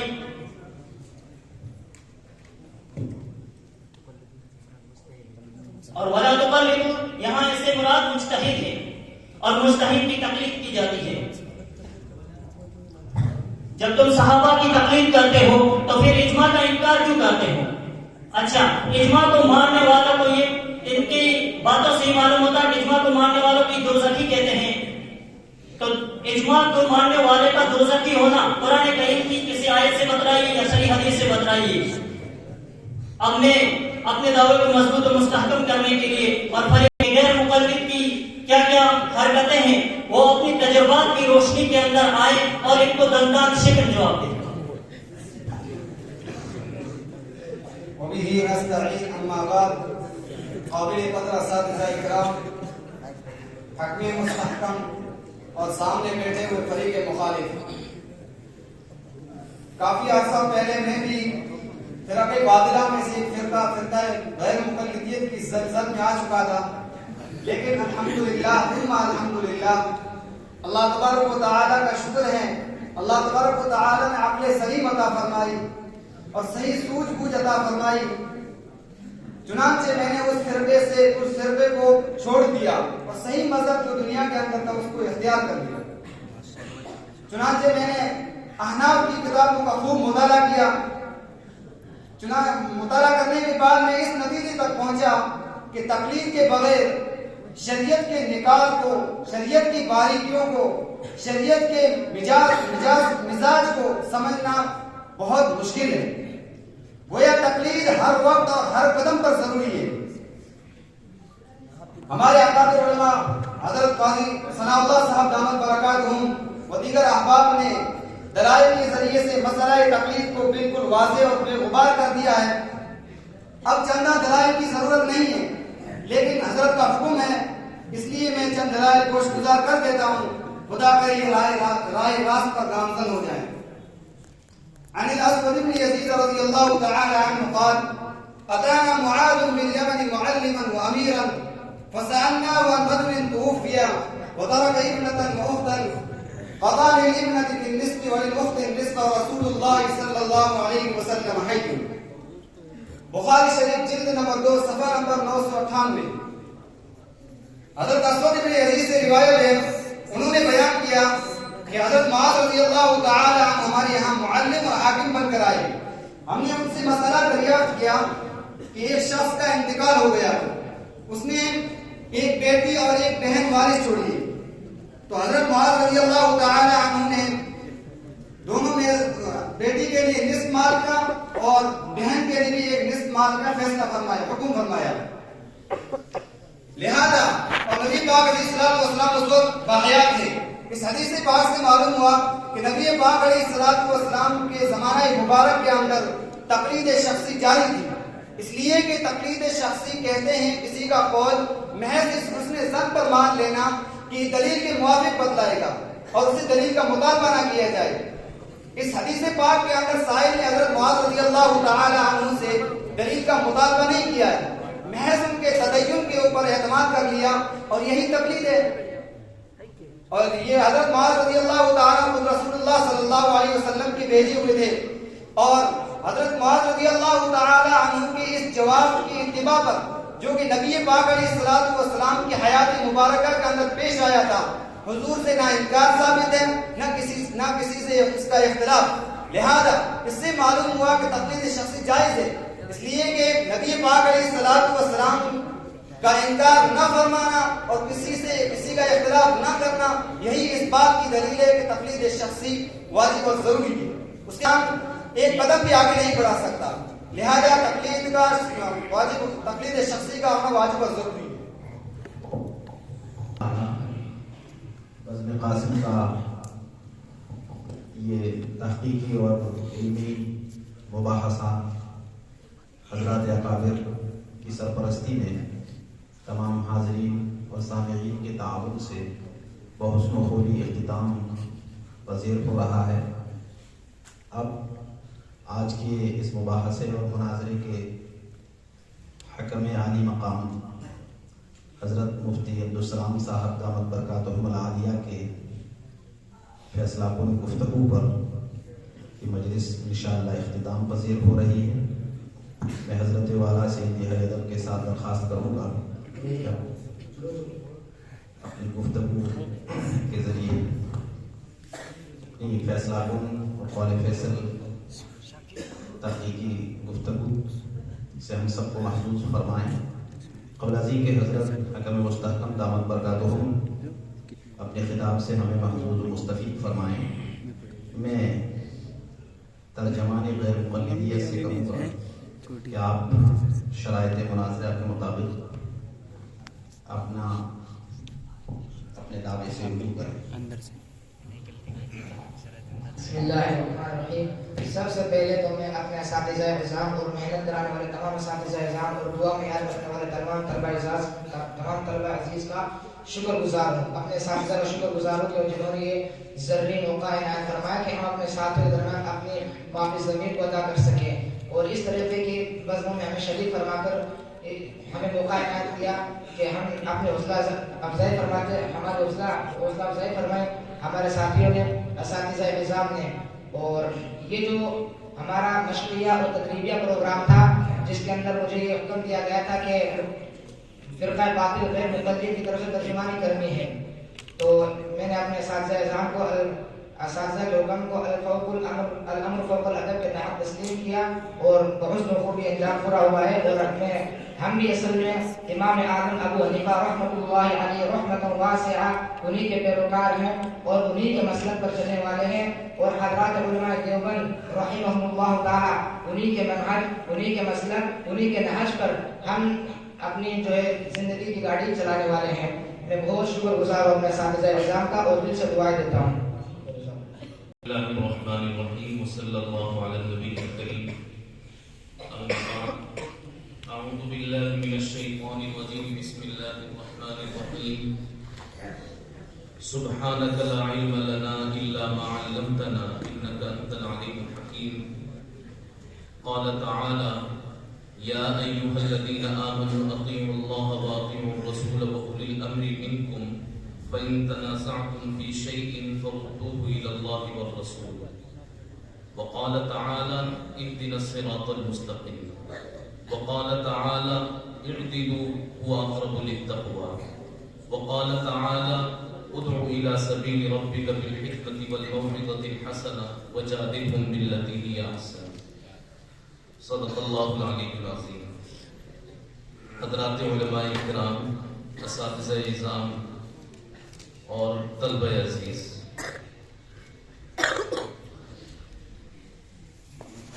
سب سے پہلے تو کوشش میری یہی ہوگی کہ میں چند منٹوں میں اپنی گفتگو سمیٹ لوں اور یہ گفتگو زیادہ دراز نہ ہو۔ دوسری کوشش یہ ہوگی کہ اسی مختصر وقت میں آسان الفاظ اور آسان تشریح کے ساتھ اس مسئلے کا حل پیش کر سکتے ہیں۔ ابھی یہ جو پروگرام آپ نے پیش کیا ہے اس کو مناظرہ کہا جاتا ہے۔ مشہور فقیہ، حنفی فقیہ علامہ علاء الدین الحسکفی رحمہ اللہ، ان کا ایک قول ہے اور قابل اعتبار قول ہے، علماء نے اس کا اعتبار بھی کیا، بہت سے مقامات پر اس قول سے سہارا بھی لیا۔ المناظرۃ لنصرۃ الحق عبادۃ۔ علاء الدین الحسکفی الحنفی رحمہ اللہ فرماتے ہیں المناظرۃ لنصرۃ الحق عبادۃ، نصرت حق کے لیے اور تلاش حق کے لیے، مراد شریعت کو سمجھنے کے لیے، مراد ربانی کو سمجھنے کے لیے، مراد رسول کو سمجھنے کے لیے مناظرہ کرنا، مباحثہ کرنا اور صحیح نتیجے تک پہنچنا نہ صرف یہ کہ یہ کوئی قابل تعریف کام ہے بلکہ یہ ایک عبادت کے درجے کی چیز ہے۔ المناظرۃ لنصرۃ الحق عبادت۔ ہم اور آپ جن بزرگوں کے نام لیوا ہیں ان میں حضرت اقدس حضرت مولانا محمد قاسم صاحب نانوتوی رحمۃ اللہ علیہ کا نام سر فہرست ہے۔ آج کا یہ مناظرے کی یہ بزم بھی حضرت والا سے ہی منسوب ہے۔ حضرت والا کی زندگی پر بھی ہم نظر ڈالتے ہیں تو ضرورت پڑنے پر انہوں نے بھی مباحثے کیے اور مناظرے کیے، اور وہ لوگ کہ جن کو اسلام پر اعتراضات تھے، اسلام کے مقابلے میں کسی اور نظریے کو فروغ اور ترجیح دینا چاہتے تھے، حضرت الامام نے اپنی حکمت، اپنی بصیرت، اپنی فراست، اپنے علم اور علم کی گہرائی اور تعمق کے ذریعے سے ان کا ایسا تعاقب کیا کہ وہ الٹے پاؤں اس ملک سے جانے پر مجبور ہو گئے۔ ورنہ تو جب برٹش سامراج اس ملک میں قائم ہوا تھا اور انگریز نے اپنے پنجے پسارنا شروع کیے تھے تو ان کا ارادہ صرف یہ نہیں تھا کہ یہاں پر حکومت کریں گے، حکومت کے ساتھ ساتھ ان کا ارادہ یہ بھی تھا کہ ہم اپنے مذہب کو اس ملک میں فروغ دیتے۔ اور اسی کے لیے انہوں نے عیسائی مشنری، عیسائی مبلغین اور عیسائی دعات، ان کے علماء، رہبان، ان کو جگہ جگہ تعینات کر دیا. ان کی مجلسیں ہوتی تھیں، ان کے اسفار ہوتے تھے، ان کے دورے ہوتے تھے، اور وہ اپنے مذہب کو فروغ دینے کا کام کیا کرتے تھے. حضرت مولانا رحمت اللہ صاحب کیراوی رحمت اللہ علیہ، پادری فنڈر جو حضرت کے مقابلے میں آیا، حضرت نے جو کامیاب تعاقب اس کا کیا، اظہار الحق نامی کتاب وہ پڑھنے کی ہے، اس میں یہ تمام تفصیلات موجود ہیں. تو حضرت نے مناظرے اور مباحثے کے ذریعے سے ہی وہ میدان سر کیا، اور اس ملک کا نقشہ انگریز یہ چاہتے تھے کہ عیسائی رنگ میں رنگ جائے، لیکن ہمارے بزرگوں کی فراست اور اسی فن سے انہوں نے سہارا لیا، اسی طرح کی مجلسیں منعقد کی، اور ان مجلسوں کے ذریعے سے انہوں نے اس ملک کا وہ نقشہ نہیں ہونے دیا جس نقشے کو اس وقت کی حکومت چاہتی تھی. بے سر و سامانی اور افلاس اور محتاجگی کے باوجود خداوند تبارک و تعالیٰ کی توفیق سے اسلام کی، مذہب اسلام کی کامیاب ترجمانی اور نمائندگی ان حضرات نے کی، اور الحمدللہ اس ملک میں یہ مساجد کا، مدارس کا اور یہ علمی مجلسوں کا، محفلوں کا، پڑھنے کا، پڑھانے کا یہ سلسلہ قائم ہے. تو یہ جو ہماری مجلس ہے جس کو مناظرے سے موسوم کیا جاتا ہے، یہ کوئی چند منٹ کی مجلس نہیں ہے، یا کوئی یہ ڈرامہ نہیں ہے. اس میں تیاری کروائی جاتی ہے کہ خدا نخواستہ اگر ایسی کہیں ضرورت پیش آ جائے تو ہمارے پاس وہ افراد ہونے چاہیے جو حق کی ترجمانی کر سکیں، حق کی نمائندگی کر سکیں. وہ دلائل ہوں، مستدلات ہوں، تعاقب کا، تدارک کا طریقہ ہمارے پاس میں ہو کہ ہم صحیح نمائندگی اپنے بزرگان و اکابر کی کر سکیں. اس لیے یہ پروگرام منعقد کروائے جاتے ہیں. آج کا جو عنوان ہے اس کا تعلق تقلید اور عدم تقلید سے ہے. ایک حدیث پاک وضاحت مبحث میں پیش کی گئی تھی، اسی سے پوری بات سمجھ میں آ جاتی ہے. حضرت معاذ بن جبل رضی اللہ تعالیٰ عنہ، نبی علیہ السلام نے جب انہیں روانہ فرمایا تو پوچھا کہ معاذ تم فیصلہ کس طرح کرو گے؟ تو حضرت معاذ رضی اللہ تعالیٰ عنہ نے عرض کیا کہ کتاب اللہ سے. نبی علیہ السلام کا دوسرا سوال یہ تھا کہ اگر کتاب اللہ میں تمہیں حکم نہ مل سکے تو معاذ بن جبل رضی اللہ تعالیٰ عنہ کا جواب تھا کہ سنت رسول اللہ، آپ کی احادیث کو سامنے رکھ کر کے فیصلہ کروں گا. آپ علیہ السلام کی طرف سے سوال ہوا کہ اگر سنت رسول اللہ، احادیث میں بھی اگر تمہیں اس کا حل نہ مل سکے تو حضرت معاذ رضی اللہ تعالیٰ عنہ نے عرض کیا اجتہد برأیی، میں اپنی رائے سے اجتہاد کروں گا.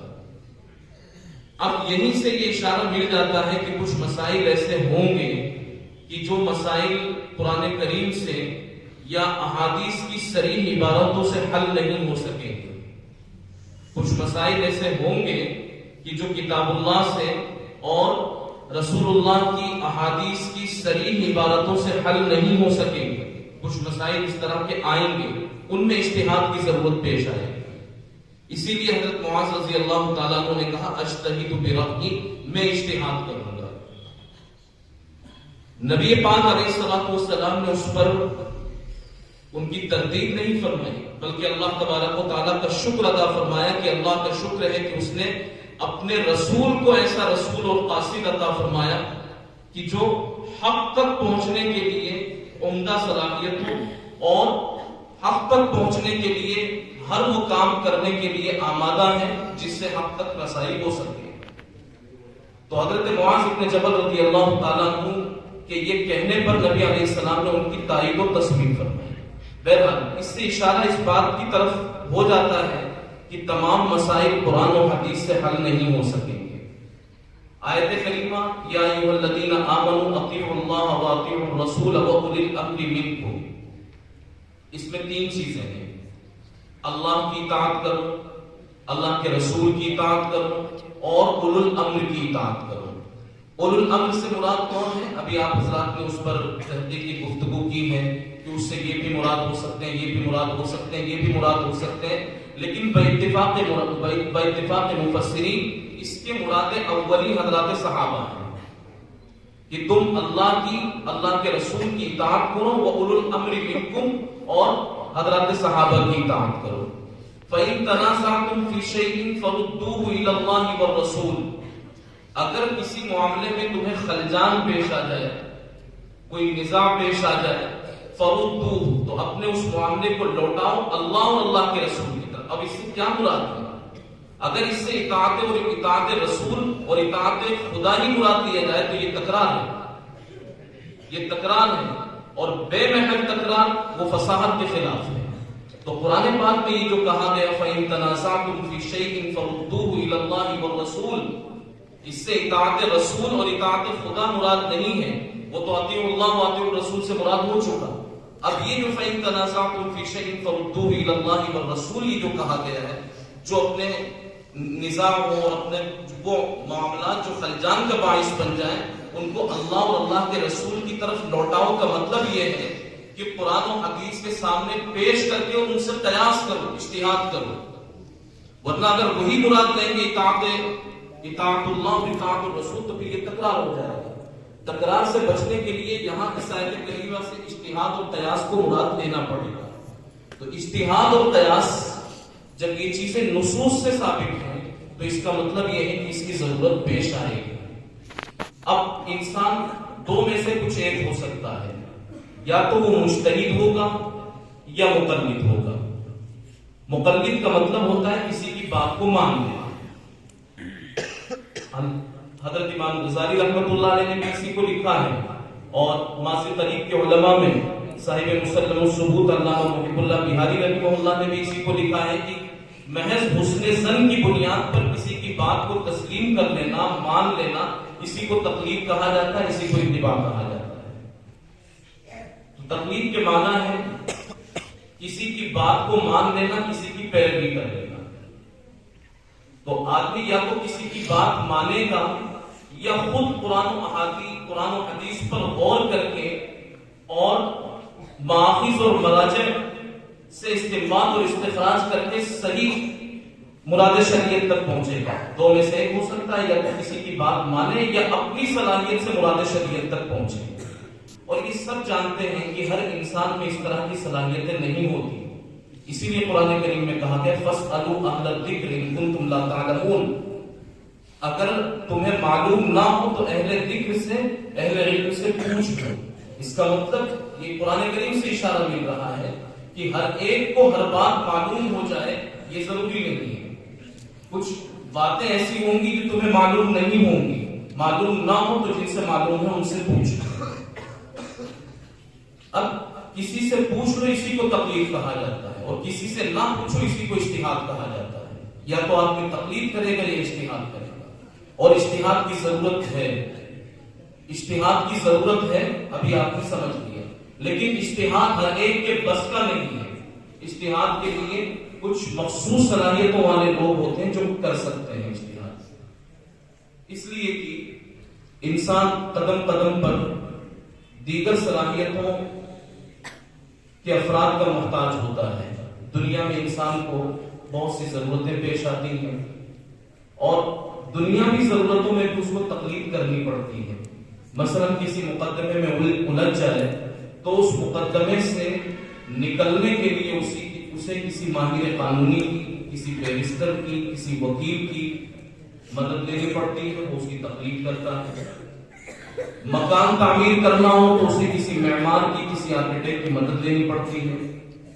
بیمار ہو جائے تو پھر اسے کسی طبی ماہر کی، کسی طبیب کی، کسی ڈاکٹر کی مدد لینی پڑتی ہے، اس کی بات اس کو ماننی پڑتی ہے، اس کے مشورے پر اس کو عمل کرنا پڑتا ہے۔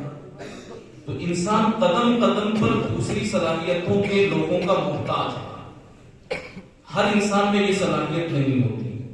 اللہ تبارک و تعالیٰ نے کام تقسیم کر دیے ہیں، کسی کا کام کچھ ہے، کسی کا کام کچھ ہے۔ ہاں جس کو اجتہاد کی صلاحیت حاصل ہو جائے وہ اجتہاد کر سکتا ہے. اب اجتہاد کون کر سکتا ہے؟ کس کو اجتہاد کی صلاحیت ہو سکتی ہے؟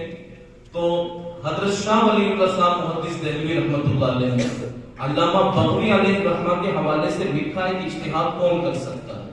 حضرت فرماتے ہیں المجتہد من جمع خمسۃ انواع من العلم. اجتہاد وہ کر سکتا ہے جس کو 5 طریقے کا علم حاصل ہو. علم کتاب اللہ وعلم سنت رسول اللہ واقاویل علماء السلف من اجماعهم واختلافهم وعلم اللغہ وعلم القیاس. یہ 5 علوم اگر کسی شخص کو حاصل ہو تو وہ اجتہاد کر سکتا ہے. جو اجتہاد کر سکتا ہے وہ مجتہد بن سکتا ہے. اور جو مجتہد بن سکتا ہے اس کو تقلید کی ضرورت نہیں ہے. وہ اپنے اجتہاد سے اپنی صلاحیت سے قرآن کریم کو کھنگالے, احادیث مبارکہ کی جانچ پڑتال کرے اور مراد شریعت تک پہنچ جائے. لیکن جو مجتہد نہیں بن سکتا اس کو مقلد بننا ہے, اس کو مقلد بننا ہے. اب یہ جو قیاس ہے کہ اجتہاد جو شخص کر سکتا ہے تو اجتہاد کون کر سکتا ہے, یہ 5 چیزیں بتلائی گئی ہیں.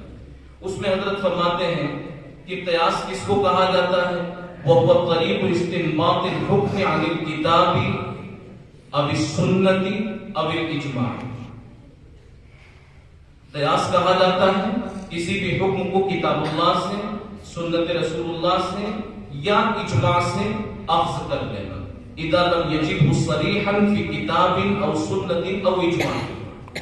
جب حکم صراحت کے ساتھ کتاب اللہ میں, سنت رسول اللہ میں اور اجماع میں نہ مل سکے تو قیاس کرے. جو قیاس کر سکتا ہے وہ مجتہد بن سکتا ہے. جو مجتہد بن سکتا ہے اس کو مقلد بننے کی ضرورت نہیں ہے. اب یہ یہاں تک سمجھنے کے بعد پھر آگے کی بات اب آپ اور سمجھیے. اذا لم يجده صريحا, جب حکم کتاب اللہ میں یا سنت رسول اللہ میں یا اجماع میں نہ مل سکے تو قیاس کریں. اور قیاس کے ساتھ ساتھ چند علوم اور ہیں قیاس کرنے کے لیے. وَيَعْلَمُ مِنْ عِلْمِ الْكِتَابِ النَّاسِخَ وَالْمَنْسُوخَ وَالْمُفَسَّرَ وَالْمُحْكَمَ وَالْمُجْمَلَ وَالْمُتَشَابِهَ وَالْخَاصَّ وَالْعَامَّ وَالْإِبَاحَةَ وَالنُّدُبَ وَالْوُجُوبَ كَذَا وَكَذَا إِلَى آخِرِهِ. بہت ساری چیزیں یہ جاننے کی ضرورت پیش آئے گی. قیاس کرنے کے لیے ان چیزوں کی ضرورت ہے. وَيَعْلَمُ مِنَ السُّنَّةِ هَذِهِ الْأَشْيَاء, اور ان تمام چیزوں کو پھر وہ سنت رسول اللہ میں سے بھی سمجھتا ہو. وَيَعْلَمُ مِنَ السُّنَّةِ الصَّحِيحِ وَالضَّعِيفِ وَالْمُسْنَدِ وَالْمُرْسَلِ, اور پھر احادیث میں سے صحیح, ضعیف, مسند, مرسل وغیرہ کو بھی جانتا ہو. اتنے علوم اگر کسی شخص کو حاصل ہو تو پھر وہ مجتہد بن سکتا ہے. اور جو مجتہد بن سکتا ہے اس کو مقلد بننے کی ضرورت نہیں ہے. اور جو مجتہد نہیں بن سکتا اس کے لیے تو تقلید کی ضروری ہے. اللہ تبارک و تعالیٰ کچھ افراد کو مخصوص کر لیتے ہیں جو اجتہاد کرتے ہیں اور وہ اپنی صلاحیتوں کے ذریعے سے, اپنے اجتہادات کے ذریعے سے, اپنے تعمق کے ذریعے سے, اپنی بصیرتوں کے ذریعے سے قرآن کی اور شریعت کی اور احادیث کی مراد کو سمجھ کر حل کر کے امت کے سامنے پیش کرتے ہیں. ان میں سے 4 افراد سر فہرست ہیں جن کا بھی نام لیا گیا. حضرت امام اعظم ابو حنیفہ علیہ رحمہ, اور حضرت امام شافعی رحمہ اللہ, امام احمد بن حنبل رحمہ اللہ اور امام مالک رحمہ اللہ. یہ 4 افراد سر فہرست ہیں. اس کا مطلب یہ نہیں کہ ان کے علاوہ اور کوئی ہے نہیں جن میں اجتہاد کی صلاحیت نہ ہو. اجتہاد کی صلاحیت اور لوگوں میں بھی تھی اور لوگوں نے اجتہاد کیا بھی ہے. لیکن ان 4 کے ماننے والے دنیا کے اندر موجود اس لیے ہیں کہ ان 4 حضرات نے مکمل شریعت کے مکمل مسائل امت کے سامنے پیش کیے ہیں. اجتہاد کے ذریعے سے مکمل مسائل امت کے سامنے پیش کیے ہیں. اور جو دیگر حضرات ہیں, حضرت امام نخعی تھے اور دیگر حضرات ہیں, ان تمام حضرات نے بھی استنباط سے, اجتہاد سے, قیاس سے کام لیا ہے. لیکن ان کے مسائل چند ہیں اور انہوں نے پوری شریعت کو مدون کیا, پورے فقہ کو مدون کیا ان 4 شخصیات نے. اس لیے ان کا سلسلہ دنیا میں چل پڑا اور ان کے ماننے والے لوگ موجود ہیں. اب بات ایک آ رہی کہ تقلید شخصی ہے. دیکھیے اصل تقلید شخصی نہیں ہے, تقلید ایک مکتبہ فکر کی ضروری ہے. یہ جو حضرت امام ابو حنیفہ علیہ الرحمہ ہیں یا امام شافعی رحمۃ اللہ علیہ ہیں، ان سے ان کی ذات مراد نہیں بلکہ ان سے ان کا مکتبہ فکر مراد ہے. یہ 4 اسکول آف تھاٹ ہیں، مکاتب فکر ہیں، یہ 4 ہیں. تو اس مکتبہ فکر کی اتباع مراد ہے. اب خود ہم حضرت امام ابو حنیفہ علیہ الرحمہ کی بات کریں، مسلک احناف کی بات کریں اور پورے مسائل کو 3 حصوں میں تقسیم کریں تو 2/3 مسائل تو ایسے ہیں جو حضرت امام ابو حنیفہ علیہ الرحمہ کے فتوے کے مطابق حل ہوئے ہیں اور 1/3 مسائل ایسے ہیں کہ جن میں فتویٰ امام ابو حنیفہ علیہ الرحمہ کے قول کے علاوہ پر، یعنی کہ امام ابو یوسف، امام محمد، 5 جگہ امام زفر رحمہم اللہ، ان حضرات کے قول پر فتویٰ دیا جاتا ہے.